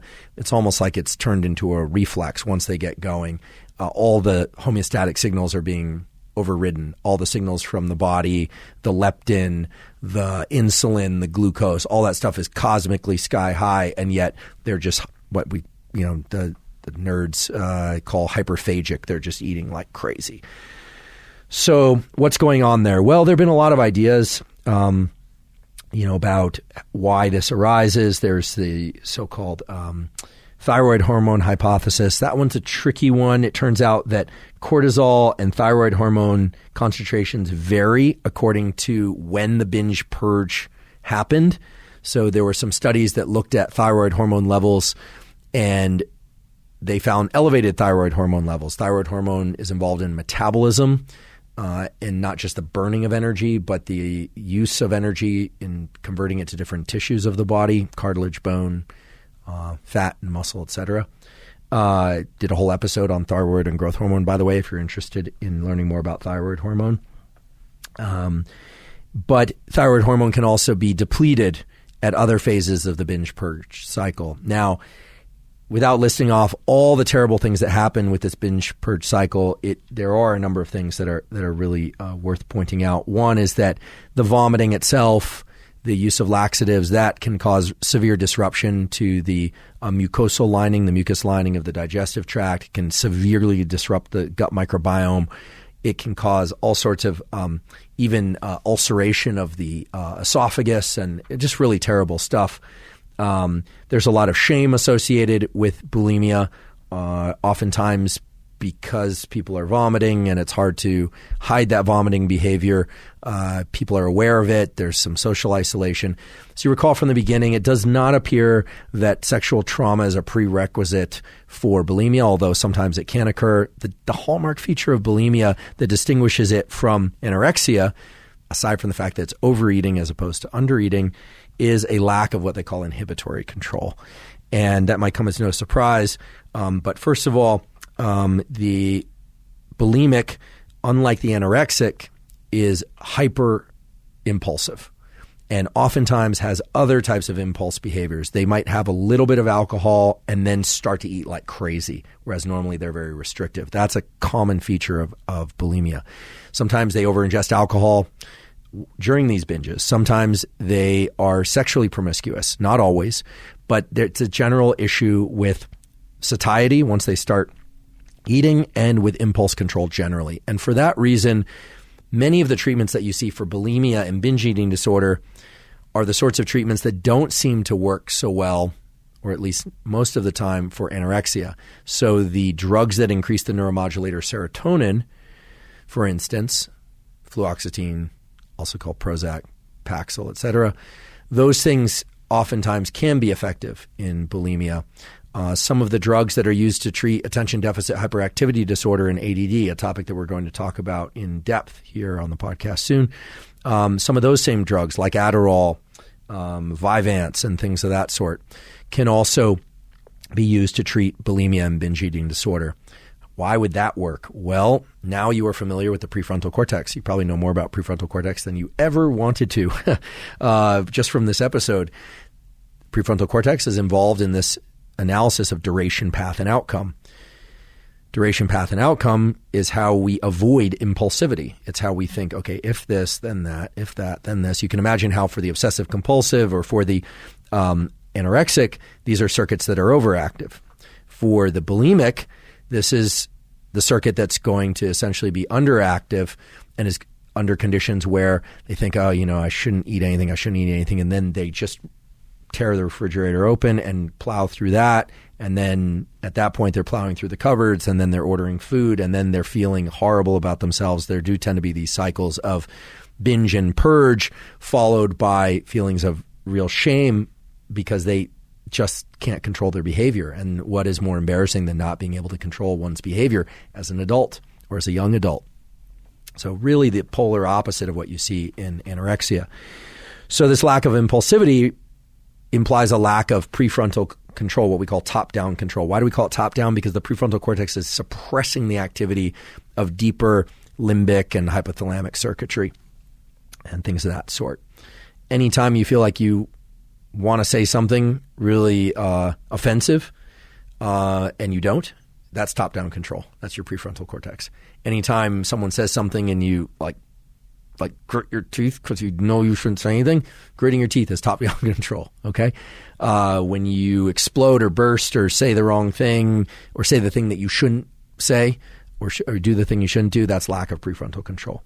And indeed, people who have frontotemporal dementia due to aging or head injuries see this a lot in people who play sports that get a lot of frontal damage. They become more impulsive.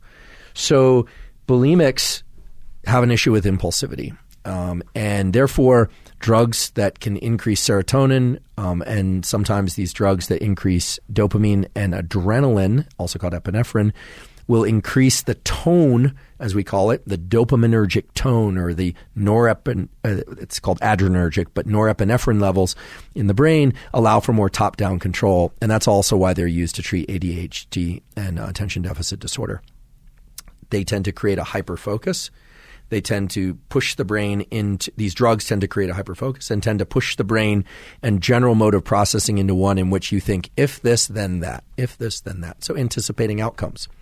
And for that reason, drugs like Wellbutrin, bupropion, which is an antidepressant which mainly increases the amount of dopamine and norepinephrine and less so serotonin, that can also be effective for certain types of binge eating disorder. It is actually used to treat smoking, for promoting smoking cessation, and for depression, but also for certain forms of obesity related to binge eating disorder. And the data are pretty good, and there are timed release forms of this and non-timed release forms. And I think you have to consult with a psychiatrist in order to get these prescribed because they are prescription drugs. But it's a very different constellation of neurochemicals and brain areas and approaches for bulimia.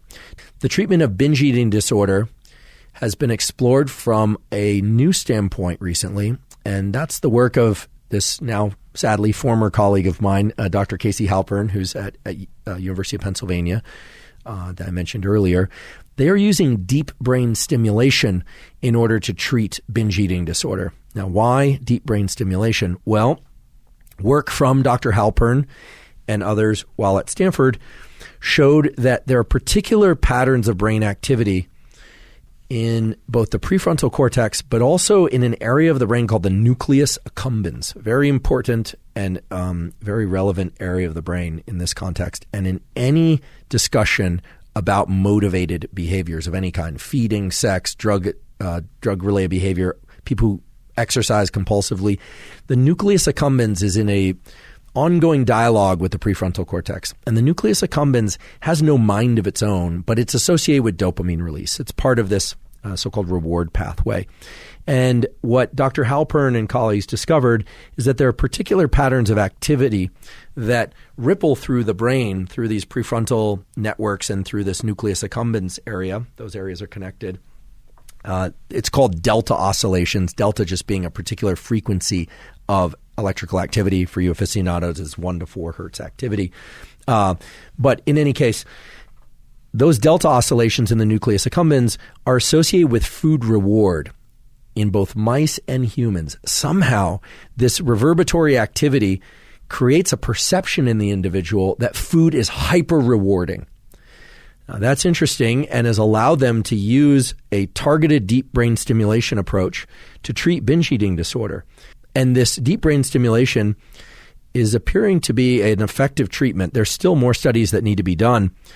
Actually, if you think you have binge eating disorder, you can find the criteria for that, and you could contact Dr. Halpern. He's, as I mentioned, he's moving to University of Pennsylvania. They are recruiting patients for these studies all the time. The studies are fairly invasive. They involve a FDA-approved approach of literally placing a wire down into an area of the brain that then allows the individual to stimulate a particular brain area to offset some of these activity patterns that lead to a elevated sense of reward from food and binge eating. And the data look really promising. Now, I realize that's a very invasive approach. Not everybody is going to be willing to have this wire inserted into the brain. But for people that suffer from binge eating disorder, this is a great and very exciting potential treatment, because what I didn't tell you is that many people who have binge eating disorder are obese to the point where their health is greatly at risk. Now, obesity causes all sorts of shifts in the dialogue between the brain and body, some of which you'll recognize from earlier in the discussion. For instance, leptin signaling is disrupted. So the fat, there's lots of body fat, but even though that body fat is secreting this hormone leptin and that signal should shut down the desire to eat, the receptors to leptin in the brain are totally screwed up. And so the signal to eat is there, but the signal to stop eating is not there. So again, you have an accelerator and a brake, and it's like the accelerator is always pushed down. Some of these brain stimulation approaches seem to be able to bypass some of that. And of course, there are all the metabolic syndromes and the problems with having excess levels of body fat, things like insulin resistance, type 2 diabetes. I mean, as disturbing as is to hear, there are many individuals, actually I know some, who are so obese that they start getting bodily sores. They're not just bed sores, but they have skin sores that are very disruptive to them. They don't like having these sores. And in addition to that, they can get peripheral neuropathies because of some of these metabolic issues. They're not getting enough utilization of the nutrients in the tissue because the way that insulin is disrupted, insulin signaling, and they actually have to have certain portions of their limbs amputated, and yet they continue to overeat. So this is not an issue of self-control that can easily be dealt with simply by telling the person, look, you have to stop eating or you're going to die or you're going to have your legs amputated. Like with anorexia, there's a distortion in the relationship to food, but the homeostatic and the reward aspects are disrupted. So unlike anorexia, where it seems to be a habit-based mechanism, with bulimia and binge eating disorder, something deep within the neural circuitry is causing food to be hyper attractive and the brake is off. So if you want to develop some empathy for what these people are dealing with, consider this. It's like driving a car. You get onto a grade, maybe a 10 or 15 degree grade, and you're heading down and you figure, well, you'll just pump the brakes a little bit, but there is no brake. Right? So you start going faster and faster and faster, and your only choice is to use the accelerator or just to coast through it. That's essentially what's happening to these neural circuits. So the work of Dr. Halpern and others, I think, is really exciting. And even though it's highly invasive, I think it's going to lead to not just some relief for the patients that do get that deep brain stimulation, but also the identification of what sorts of receptors are present in those brain areas that could help. What that means is that once we understand which brain areas are involved in the disorder and we understand what receptors those brain areas express, then there can start to be additional interventions by way of non-invasive treatments, things like drug treatments. Do behavioral interventions work for bulimia? In some cases, yes, provided that those interventions are done early enough. Regardless, behavioral interventions coupled with drug-based interventions are always more effective than either one alone. Fortunately, there is a decent-sized kit of drugs that can help with bulimia. I mentioned some of them before, things like bupropion, Wellbutrin, some of the serotonergic drugs, and some of the drugs used to treat impulsivity. So we have on the one hand anorexia, which seems to be a disruption in habit and a coupling of unhealthy habits, in this case food restriction, to the reward pathway. And on the flip side, we have binge eating disorder and bulimia, where a very unhealthy habit of gorging oneself with food, sometimes followed by purging, is not necessarily coupled to reward. They feel terrible when they do that, right? The anorexic feels great about restricting their food intake. They feel like they're winning some sort of game. The circuitry is flipped somehow that way. With bulimia, they feel horrible about the fact that they're binging. There's immense shame. They can't control themselves. The reward is set up before the behavior. The reward is set up in drawing them to food and in making food look like something that's incredibly appetizing, and there's no impulse break. There's no way for them to stop that kind of behavior. So really kind of troubling thing to think about. In either case, I think for those of us that know anorexics or have observed anorexia, it's so hard to see somebody starve themselves to near death or to death. What more could be disturbing? Well, equally disturbing is somebody who has an abundance of food and is gorging themselves and then feels terrible about it. So these are heavy topics. These are topics that, frankly, no one really wants to talk about unless they know someone who's suffering from them or they themselves suffer from them. What I've tried to do today is try and give you a window into what really underlies these things that we call eating disorders. I hope I've done that at the level of biology, neurocircuitry, mechanism, endocrinology, and some of the psychology. As with any episode of this podcast, but especially in this month where we're talking about mental health issues and mental health disorders, behavioral disorders, there's no way that I can exhaustively cover all the different forms of treatment. You have the Maudley approach. You've got all these different approaches to depression and to anorexia, et cetera. What I've tried to do is give you a framework. And in doing that, I've tried to give you a framework of understanding that also applies to this question that's, I think, equally important and goes alongside the treatment of eating disorders is what in the world is healthy eating? What in the world is a healthy relationship to food? I like to think that I have a healthy relationship to food. I know the foods I like. I enjoy them. There are 10 or 15 foods in particular that I like very much. I've mentioned a few of them on the podcast before. And I was sort of amused, surprised, and perplexed as to why, for instance, I do enjoy eating butter, not in huge amounts, but I do like butter. So that seemed to be pretty triggering for folks out there. A small selection of people decided that the ingestion of butter was a health concern. Look, to me, ingesting butter in small quantities is something that I'm comfortable with, and my blood lipid profiles feel good. They look good to me.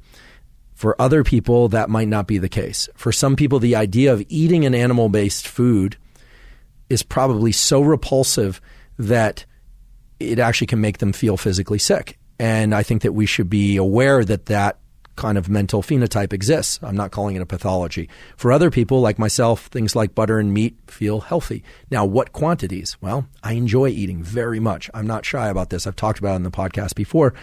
I enjoy eating. Some people have a very complicated relationship to food. They don't think of it as nourishment. They don't enjoy it socially. It's a stressful thing for them based on their personal history or maybe just general anxiety around food. And I hope that in sharing this information about the fact that anytime we approach food, these neurons in the arcuate area of our hypothalamus actually increase our levels of anxiety. This is related to that point that Dr. Halpern made, which was that from an evolutionary standpoint, it is advantageous to ingest as much food as often as possible, as quickly as possible. We now know that to not be healthy in this age of abundance where calories are essentially everywhere.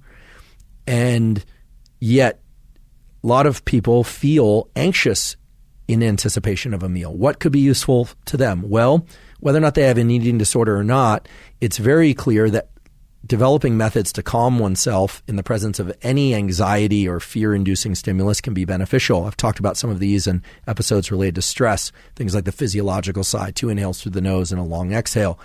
Things like mindfulness meditation certainly can help. There are data, a lot of studies out there showing that meditation practice can help people deal with eating-related anxiety and disorders. I think as a general rule, trying to avoid approaching a meal or sitting down to eat in an anxious state is probably a good idea, but let's be realistic. How often can we do that? I think most of us are going to have circumstances where we're rushing around trying to just eat before we head out or get to a meal, and then we sit down and we find ourselves eating. This is one of the first times in human evolution where we mostly eat out of a desire to consume food, not out of a need for food. Most everybody could go a fairly long period of time just ingesting water and electrolytes, and not that I'm suggesting people do that, but let's face it, we largely eat nowadays because of a desire to eat, not a need to eat, and yet we need to eat on a fairly regular basis. And so no topic is more complicated and nuanced than food and nutrition, and in particular as it relates to eating disorders. So the major takeaways today are we should all be asking the question, what is healthy eating for us? How do we develop a relationship to food that we can enjoy food, hopefully both socially and on our own, but that we are not neurotic and compulsive about it? For those of you that intermittent fast, this also applies, right? God forbid, if you eat 30 minutes before your eating window starts, what does that mean? If it means something catastrophic, do you have an eating disorder? Well, I don't know. Maybe you have an anxiety disorder. That's for you to explore. If you don't manage to eat 5 meals a day and that's your obsession, well then, the same thing applies. These are questions that we can all ask ourselves. Today we focus on the extremes of food-related behaviors that really qualify as genuine disorders. They are in the psychiatric manuals and they are diagnosable and they are serious health concerns. They're not just mentally troubling and concerning for the people suffering from them and the people around them, but they are genuine health concerns. Just want to reiterate that anorexia nervosa is the most deadly psychiatric disorder by a huge margin. And if you look statistically at the number of people with eating disorders and that die of eating disorders, it's not far off from the number of people that die from automobile accidents. I know that sounds like a ridiculous number, but you can look this up. This is particularly true in certain countries. Why that is, we don't know. But again, this is not a new phenomenon. This is not just related to body image issues that are created through social media. And as a final point on that, many of you are probably asking, what about plastic surgery?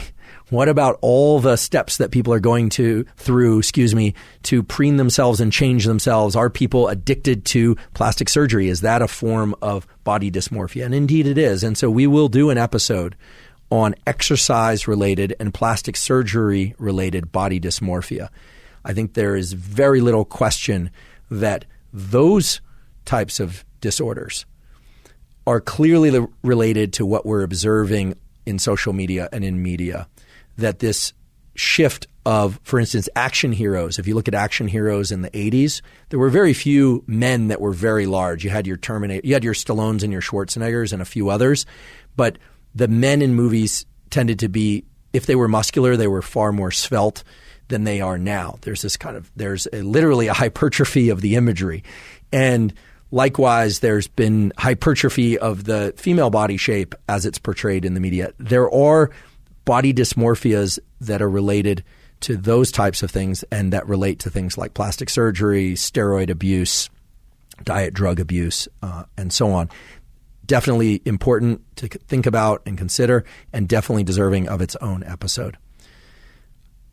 You've learned a lot of neuroscience today. I hope that was useful in thinking about these disorders and in thinking about other aspects of feeding and motivated behaviors. I would love for you to take away this model that was handed off to me that I think is so powerful for thinking about all sorts of things, not just eating, but all kinds of behaviors and perceptions, that you have one box for what you think, one box for what you do, and what is intervening between those? Why is it that you can know better and not do better? Well, it's because you also have to cope with these subconscious homeostatic processes and reward processes. And those oftentimes can be disrupted in ways that we find ourselves doing things that are not good for us or not good for other people. But fortunately, there is this great gift, which is that knowledge of knowledge can allow you to do better without question, and that knowledge of knowledge allowing you to do better over time leads to this incredible phenomenon called neuroplasticity, which essentially is translated into doing better over time, even if difficult, eventually makes doing better reflexive. If you're enjoying this podcast and learning from it, please subscribe to our YouTube channel. That's Huberman Lab on YouTube. And there you can also leave us comments and feedback and suggestions for future topics and future guests for the Huberman Lab podcast.